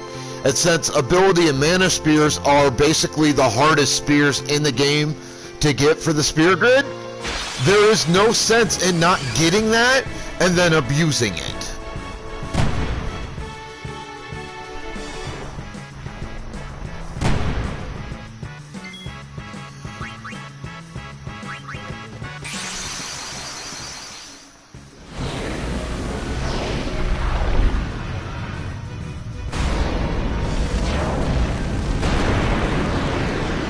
If I can build up a ton of mana and ability spears early, that means some of the stuff I'm going to need them for to build, or to give like Aeon's abilities and shit like that later, that means I'll fucking have access to them.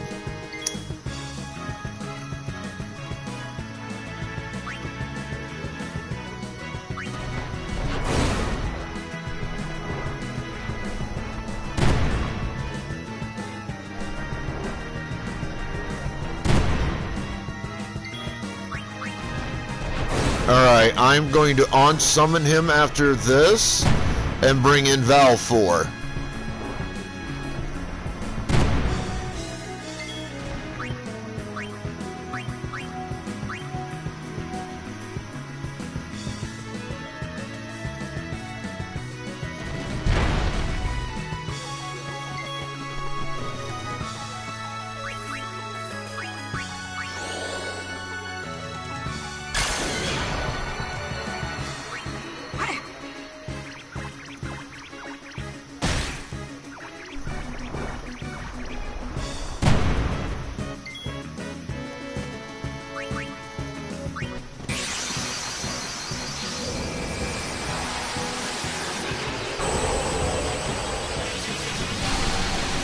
Valfor has what I believe to be the single most useful fucking basic ability of any Aeon.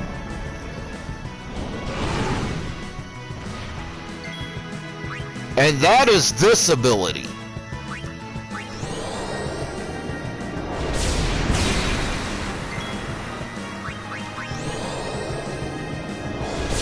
Where I can go entire fights without letting an opponent have a turn, basically. As long as luck is with me.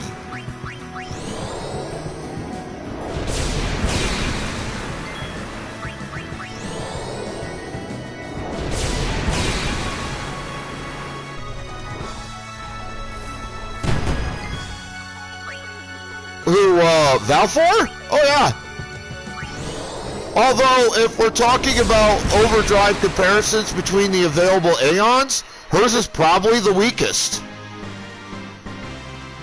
I mean, it's more powerful than any of the characters' overdrives, but on an Aeon by Aeon comparison, I don't think it's anywhere near the top of the list. At best, it may be mid-tier. Like, sure, Valfor is very strong. Absolutely, she's incredibly powerful in her overdrive. When compared to the human and humanoid characters that you play with. Let us Guardians handle the...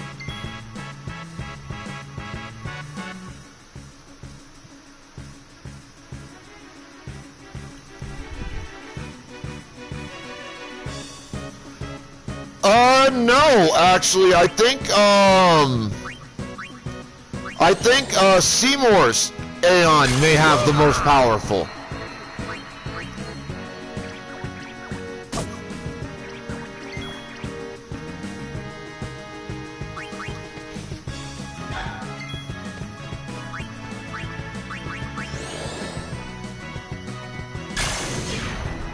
Man, blows can't... Stop. Oh...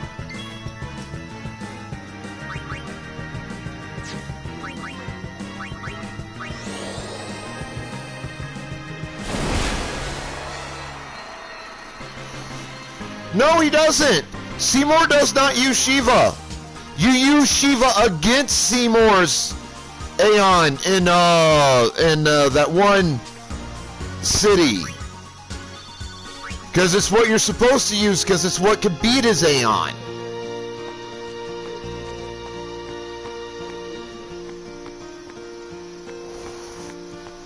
He uses, what is it?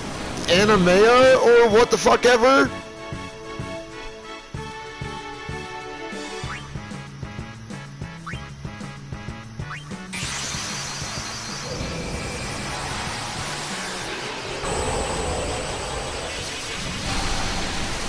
And I think it's actually stated that Animea is the strongest Aeon in the game. I heard that somewhere. I don't remember where. It was a long time ago. And it might be wrong, it might not be. I don't know.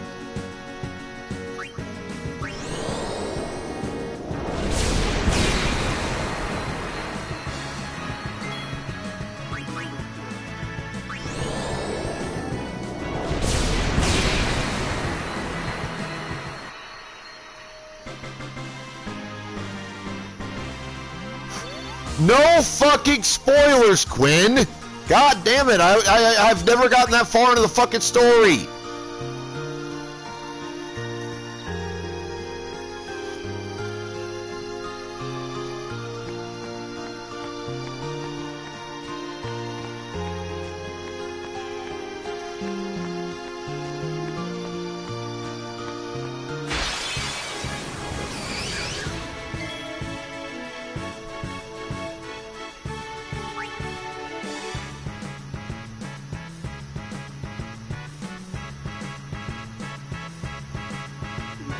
I think it's Kamari has the ability I'm looking for.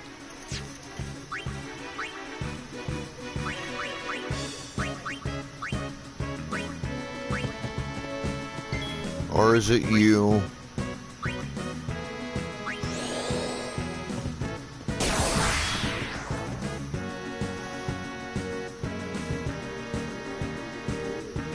I mean, if I gotta spend time rebuilding the fucking overdrive meters, there is 0 sense in me not fucking using these extract spear abilities.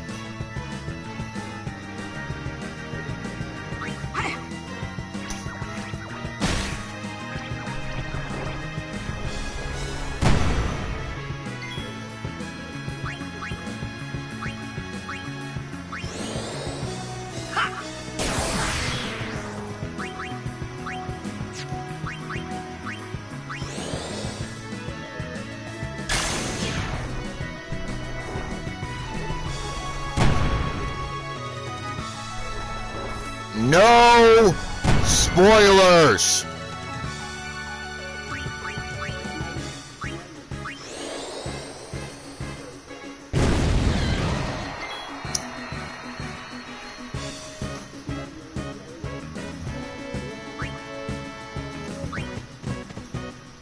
Let them come.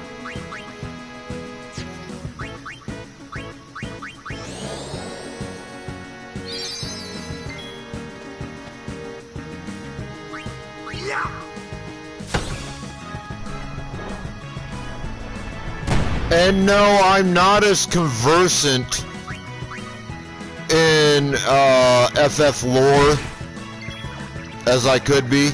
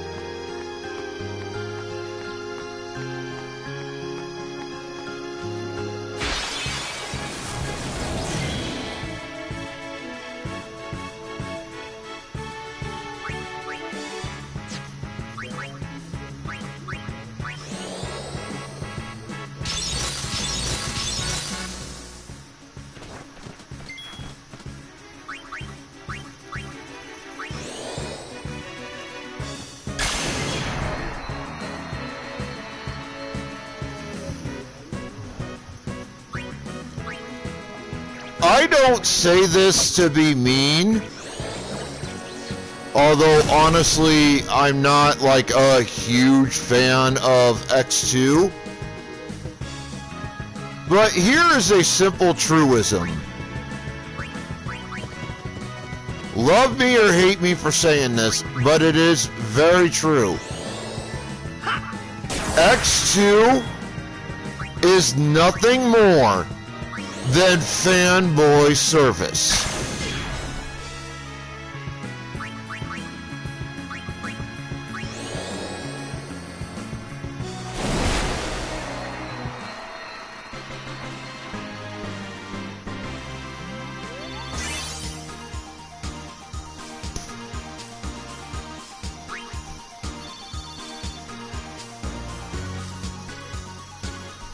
I mean, Luna and Lulu in this game are definitely meant to be your sex symbol characters. Absolutely, 100% alongside Shiva. Although I find Riku to be far sexier than either of those three. Like, I think that, Riku is probably the hottest character in these games. Now, that said,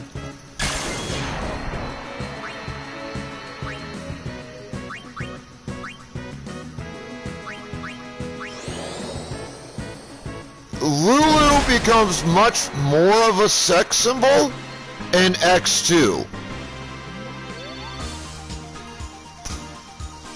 Because in this game, she's got that robe that she wears, which really doesn't show a whole lot, and I actually think is a really, really cute outfit on her.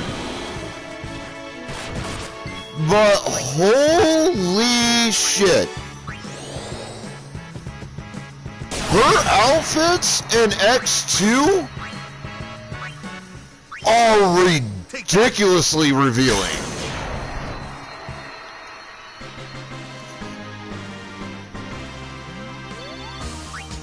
Like, they really kind of slutted her out in X2.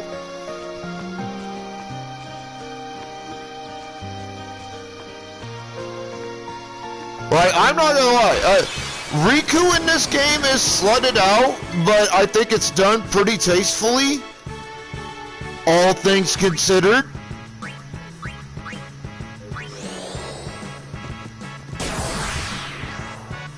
Don't strain yourself.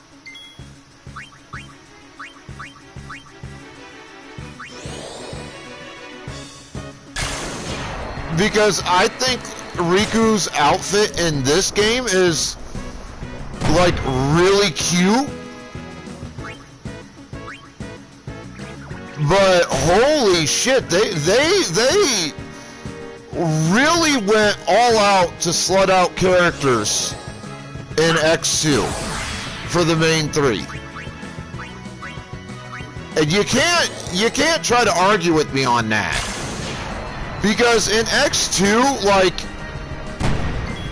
they make it obvious what is worn by Riku, Pain, and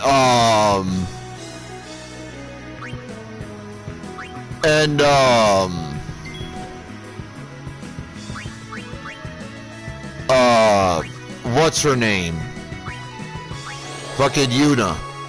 Like, they don't try to hide from the player that they're not wearing very much under the outfits that they're wearing, and the outfits they are wearing aren't much to begin with.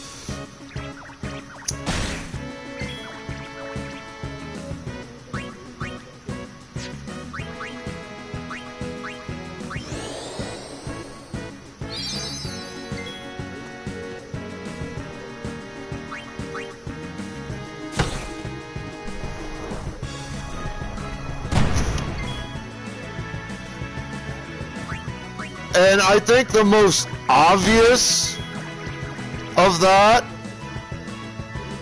is the outfit they put Riku in, where she's still wearing that short skirt that they give her later on in this game.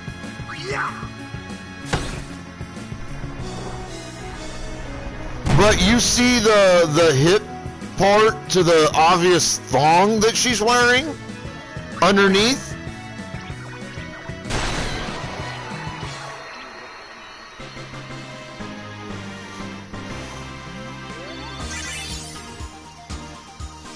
Like, they're not shy about saying, this is what she's wearing, get over it. And then they just basically put her in a bra for a top.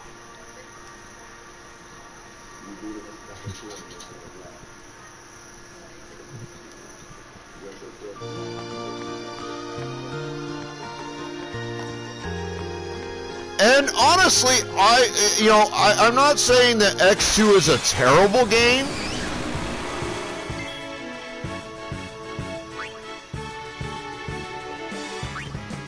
But it's not a quality game.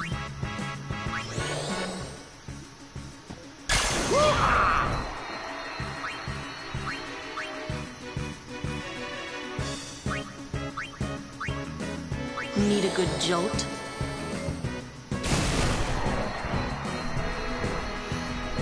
You can hate me for saying that, and I'll accept the hate. But really, X2 is in the bottom third of Final Fantasy games in terms of quality.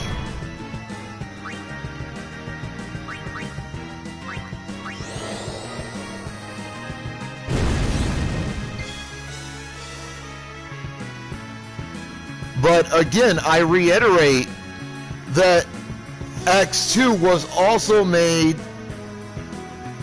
primarily, and again, you can hate on me for saying it, but you know I'm right. It's over. It was made as fanboy service.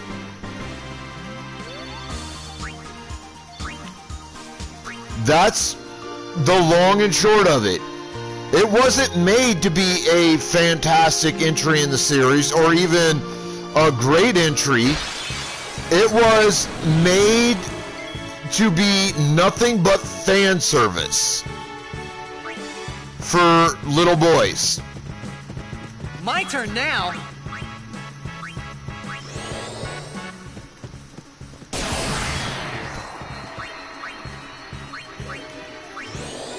Booyah!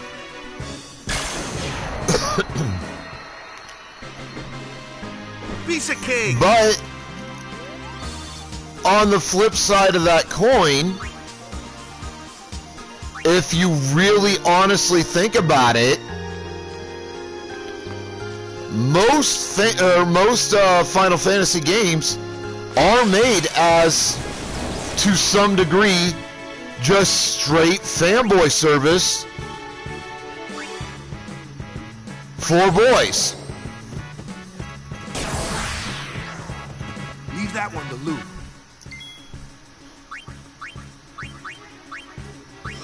Love it or hate it, it's the truth.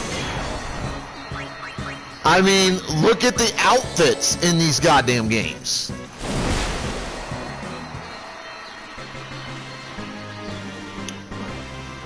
I mean, look at the example. Look at Waka here. That outfit on him does not hide very much. Look at Riku and both the major outfits she has in this game. First, that full bodysuit, where, let's be fucking real. That bodysuit, her Al-Bhed garb, doesn't hide a fucking thing. Matter of fact, it goes completely the opposite direction. It very much highlights, pinpoints, and shows off Riku's feminine bits. It very much highlights her ass, it very much highlights her pussy, and it very much highlights her tits. I don't care that she's 15 or 14 in this game when I mention this, because that doesn't fucking matter. What matters is that's what the outfit does. And then later on in the game, they put her in that short skirt that barely covers her ass and is super tight and basically what amounts to a bra.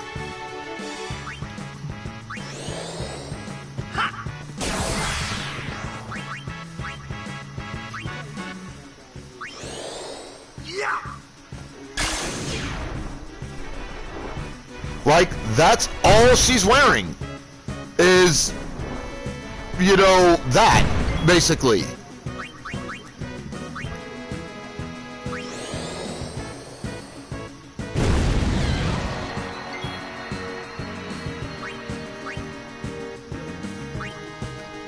And I'm not trying to be mean saying it, I'm not trying to be pervy or whatever, but like, I mean, that's what the outfit is.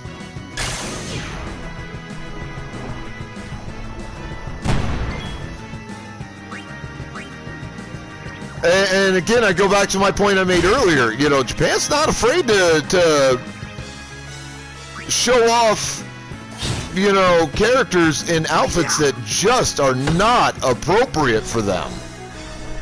Especially their young characters, like their teenage characters. They don't give no fuck.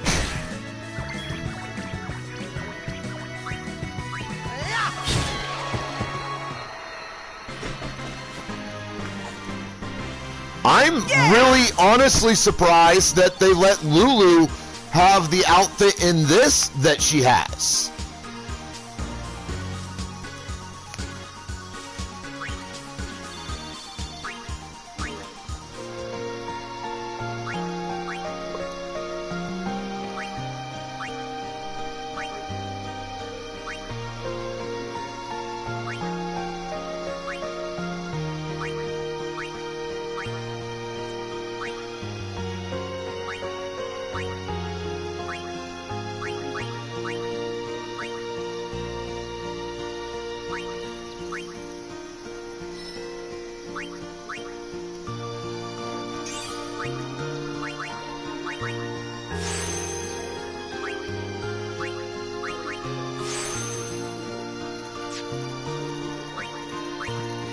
Because, you know,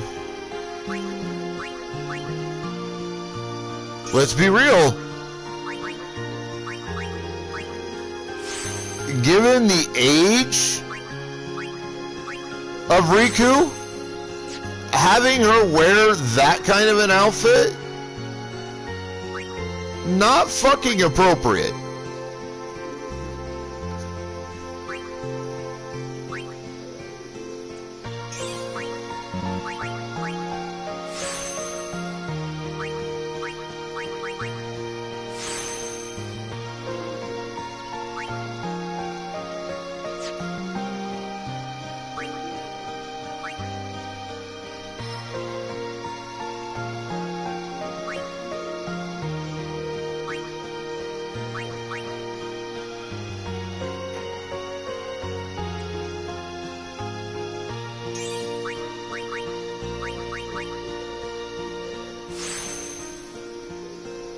What ability is this?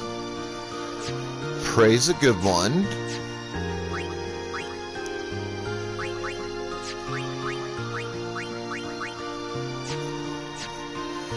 And as to how often I stream this, there's a fair chance I might stream it all next month. But as regards this month, I will be streaming this until Sunday, and then I will be either on Baldur's Gate 3 or COD MW3 next week, and then starting on, give me a minute,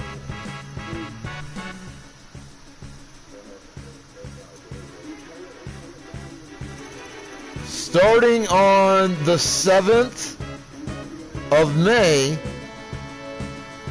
I'll take a month off from my viewer reward redemptions.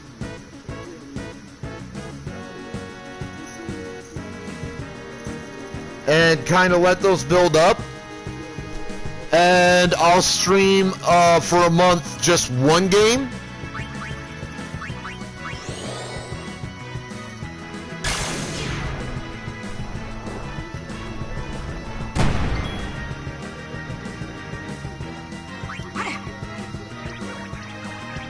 For an entire month, and then I will go back to viewer reward redemption gameplay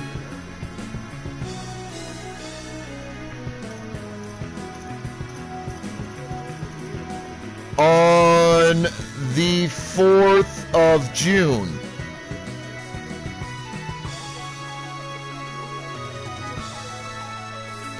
So if you want to have me stream this more,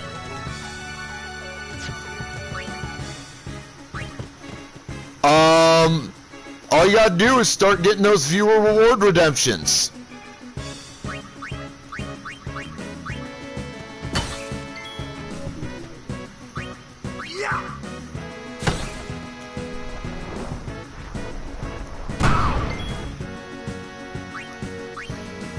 And I know I've explained it to you before, but just to re-remind you, a tier 2 redemption will works or is activated by either donating 200 bits purchasing a sub for the first time, re-upping a purchase sub, or gifting a sub in my channel. That earns you a week of play of a game of your choice, so long as I have access to the game and it's not on my ban list. To activate a tier 3 redemption and get the 2 choices, you either donate 1,000 bits all at once, or if I have 10 or more people in my chat room and you donate 5 subs or more, you get 2 choices. A, you pick a game that I'll play for 2 weeks, and I'll work with you on the game to make sure I have access to it and it's not on the ban list. Or B, you pick a game for me to buy, in which case I work with you on the game to make sure that I don't already have access to it through PlayStation Plus Premium or already own a copy of the game, digitally or a physical copy, and that it's not on the ban list, and I buy the game, but in return you only get a week's worth of gameplay because I'm spending money on it.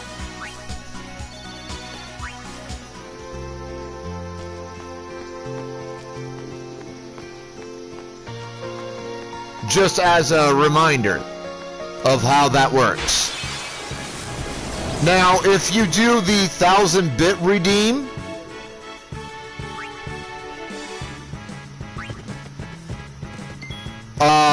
for tier 3,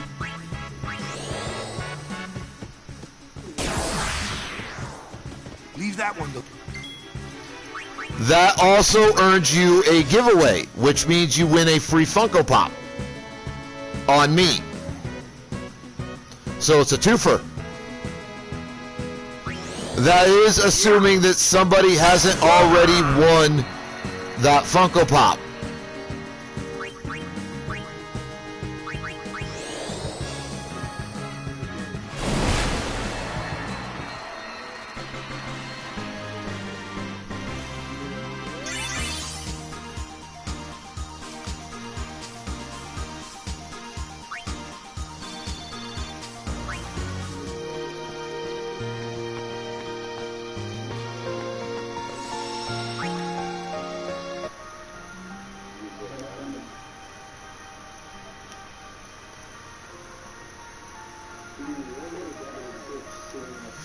I would like to finish this on stream. I mean, that's how I did it with the first time I beat Final Fantasy VIII. Was on stream.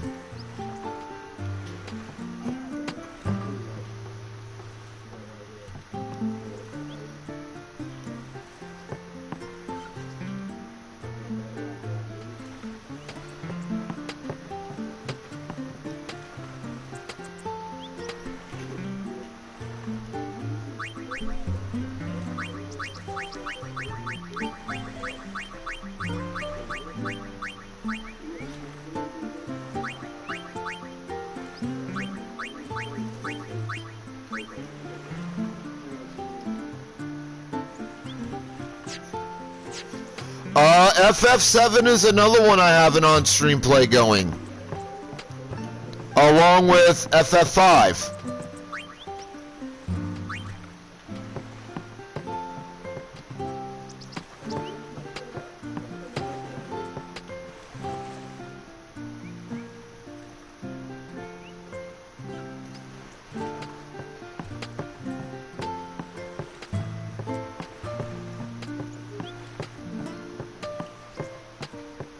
I also have a playthrough of FF12 going on stream. And FF12, FF10, and FF15 are currently my 3 favorite Final Fantasies that I've played.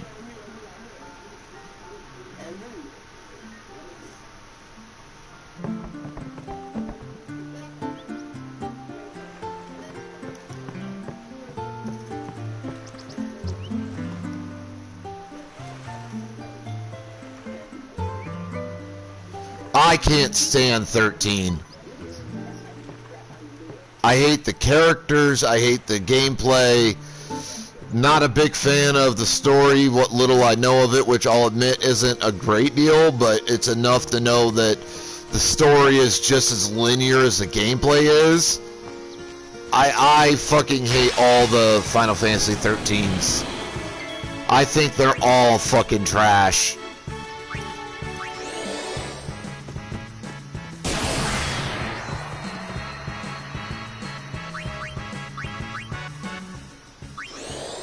Booyah!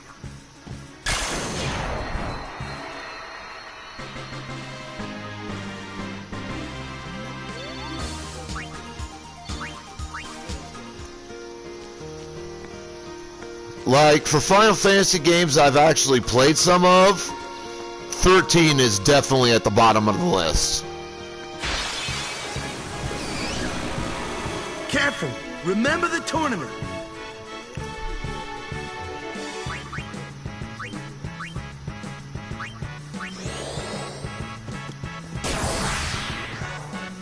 Don't strain yourself.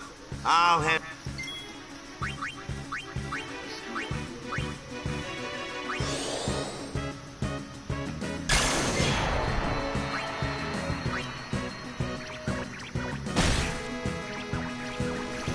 Seven at this point is definitely in my top 5. I won't lie. I really like what I've seen of 7.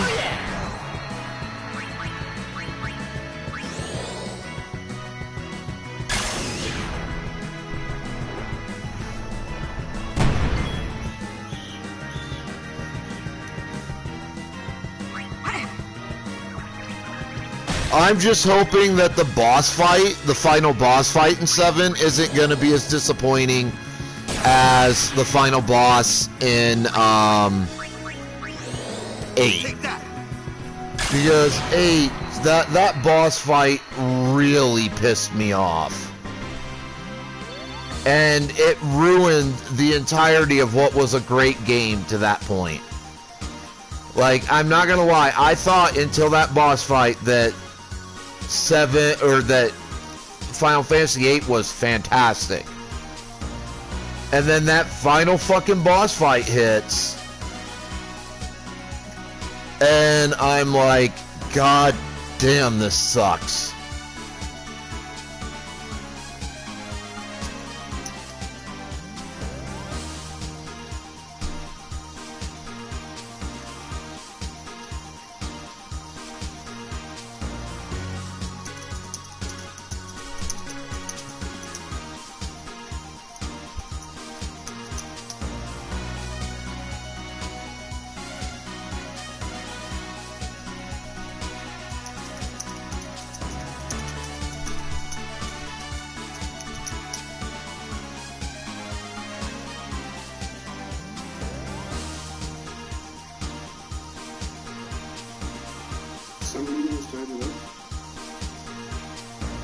Like, in my mind, FF8 is a perfect example of a game with an amazing concept and amazing execution until they drop the fucking ball in the final fight. And they did. You cannot play that game, get through that boss fight, and tell me that they did not drop the ball badly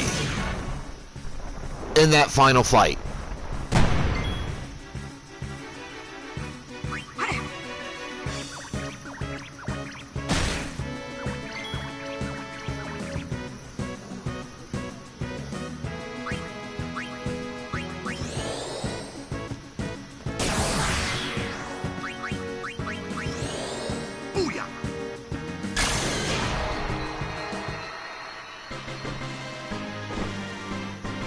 I'm on a roll.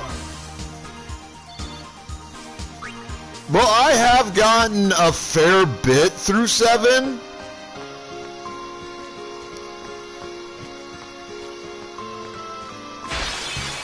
And I've beaten the remake, the first installment of the remake. I need to get Rebirth and the first installment and the second installment for the 7 remake for my PS5 and replay it all the way through from the start to the end of Rebirth.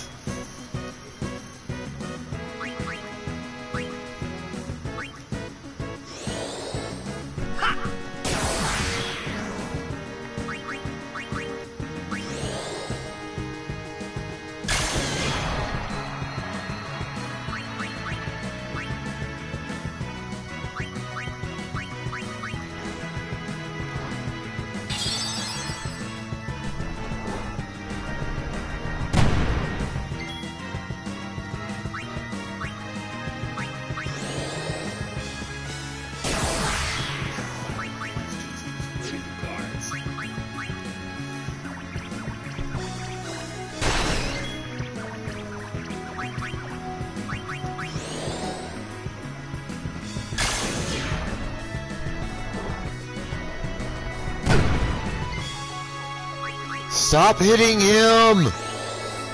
I need you to hit the other guy. Well, the other two. Help me build the fucking overdrive meters, you bastard. Booyah!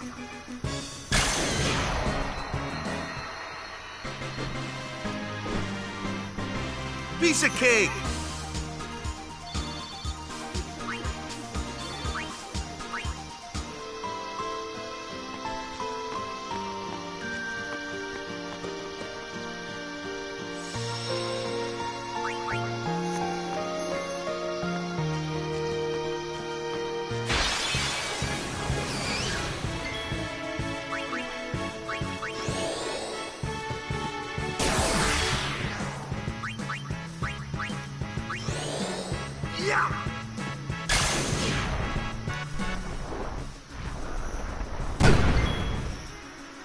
Stop aiming at him, damn it!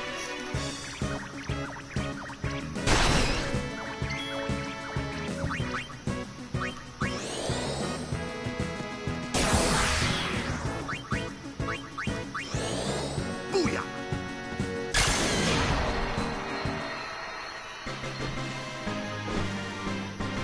Kitty! Trap card activated!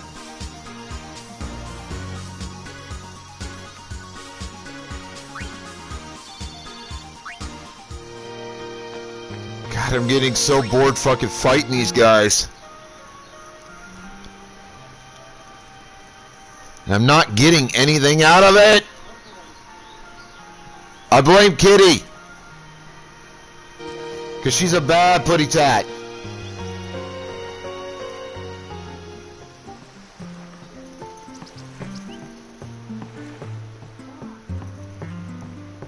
I also blame Quinn's husband.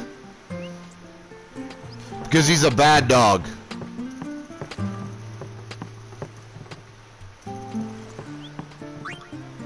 Off to Luca at last. The matches start soon as we get there, so rest up on the way, yeah?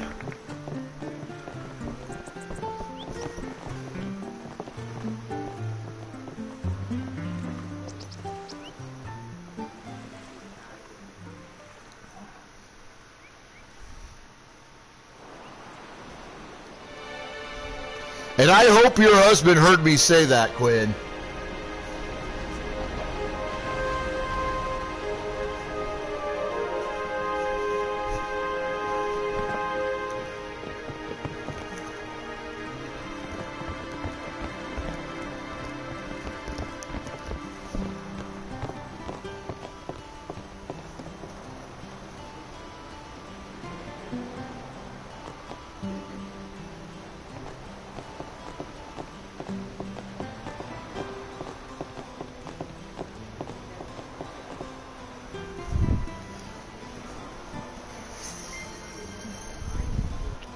I said I blame your husband for a bunch of bad stuff.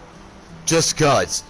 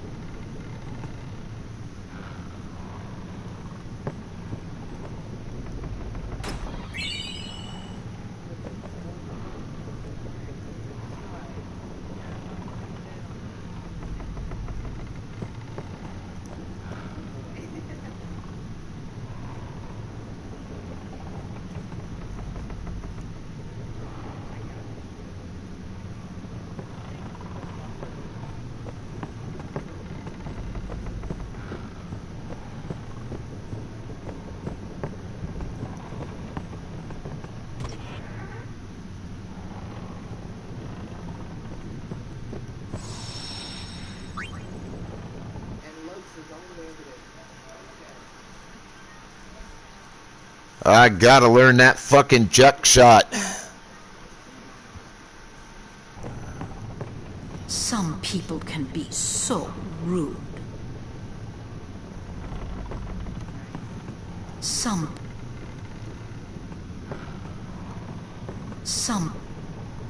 Fuck you then. It might not mean much, but good luck in the tournament. It might not mean much, but good luck. I said I'm blaming your husband for a bunch of bad stuff just because.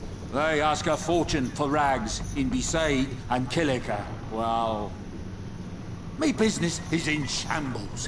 What's a no-hocker to do, I ask ye? The mind spotting me some...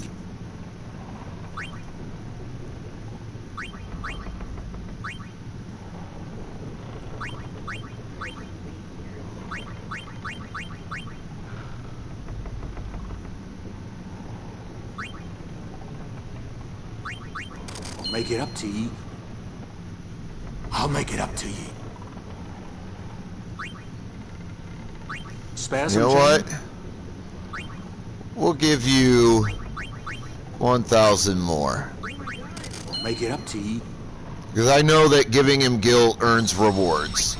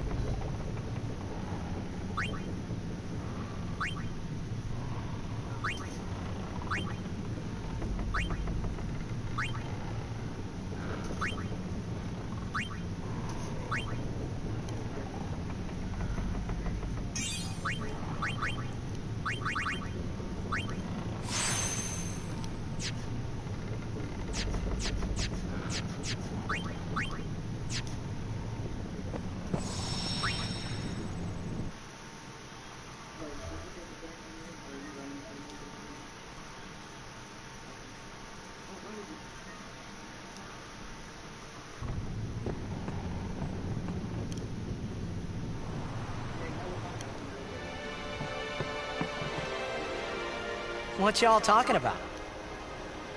Who are you supposed to be? Ah, I remember him. Guy from Kilika. Huh? You know, one of the Besaid Aurochs. Said something about winning the cup. Oh, right. You're that idiot. Don't call him that.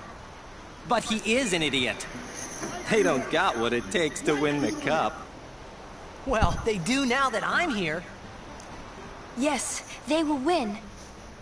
He used to be the star player of the Zanarkand Abes.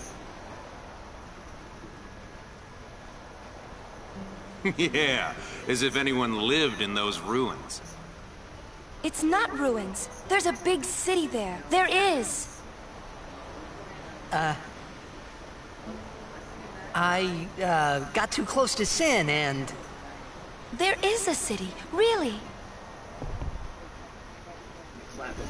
Right, whatever your ladyship says.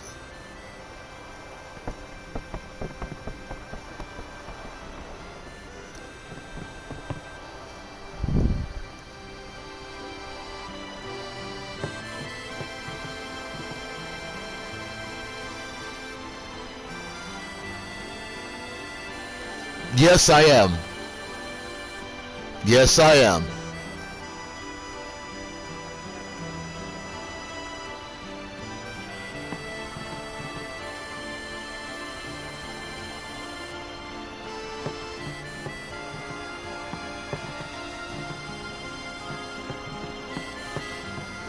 bring around the...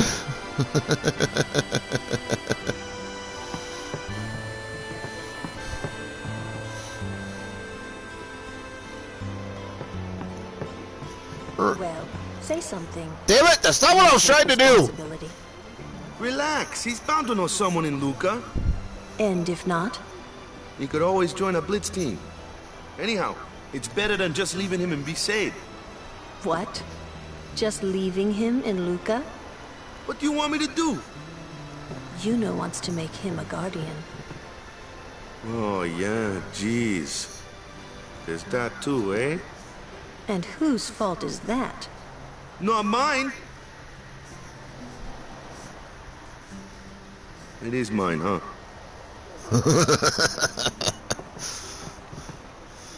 Their relationship is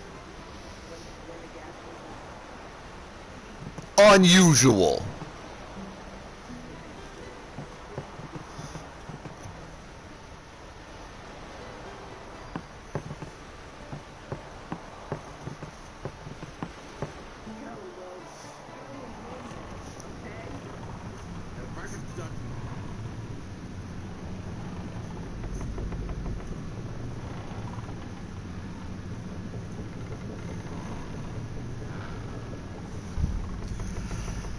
I mean, frosting's not the greatest thing for you to eat, but at least it's something.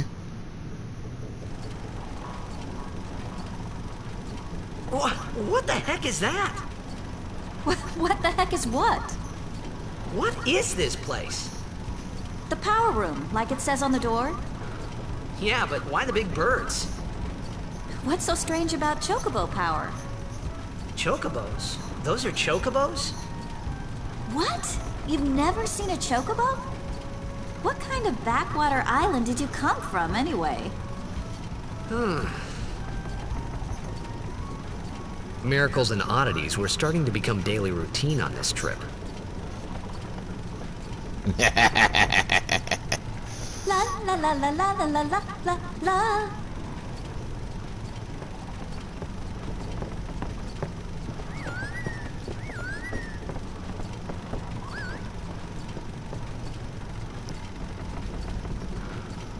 But Mom, I want to pull the big lever.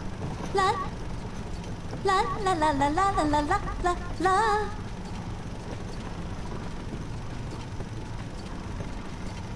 Let me pull the lever, Mom. I just want to see what happens to the ship.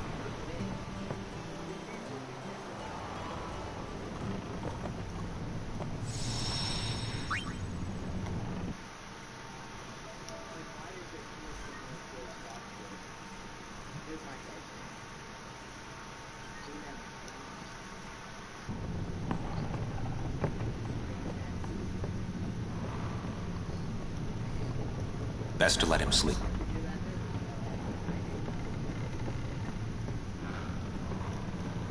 It might not mean much, but good.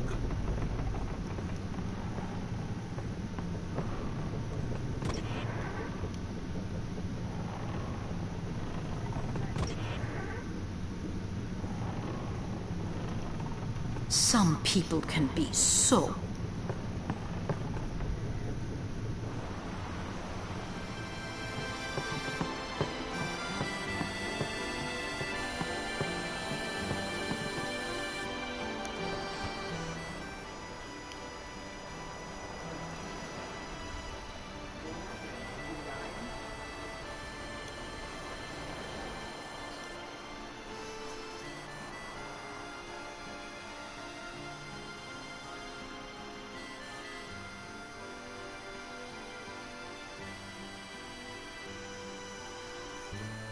It's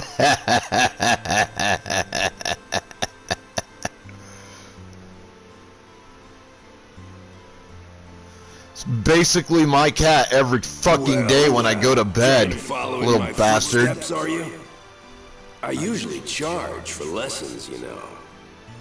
That shot is done like this.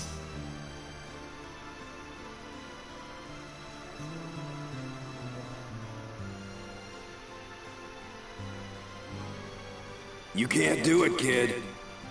But don't worry, my boy. You're not the only one. No one else can do it. I'm the best. Fucking cats. You want another cat, Quinn?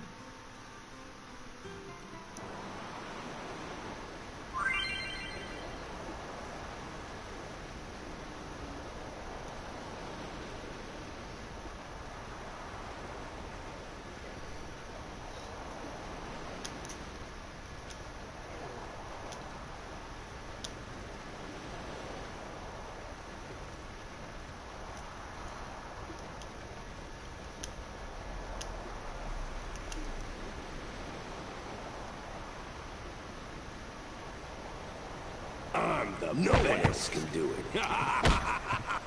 No one else can do it. You can't do it, kid. No one else can. You're out of your league. Please tell me I didn't just fuck this up.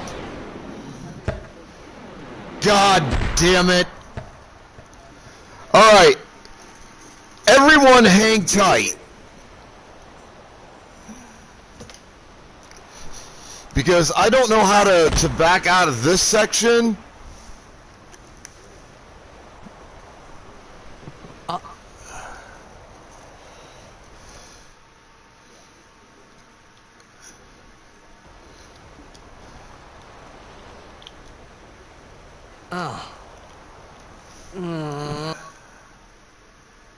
Oh yeah, I know. So, everybody, I need to restart the game really quickly, which means I'm going to have to reboot my stream. Please stay put. Because I don't know of any way to back out of this.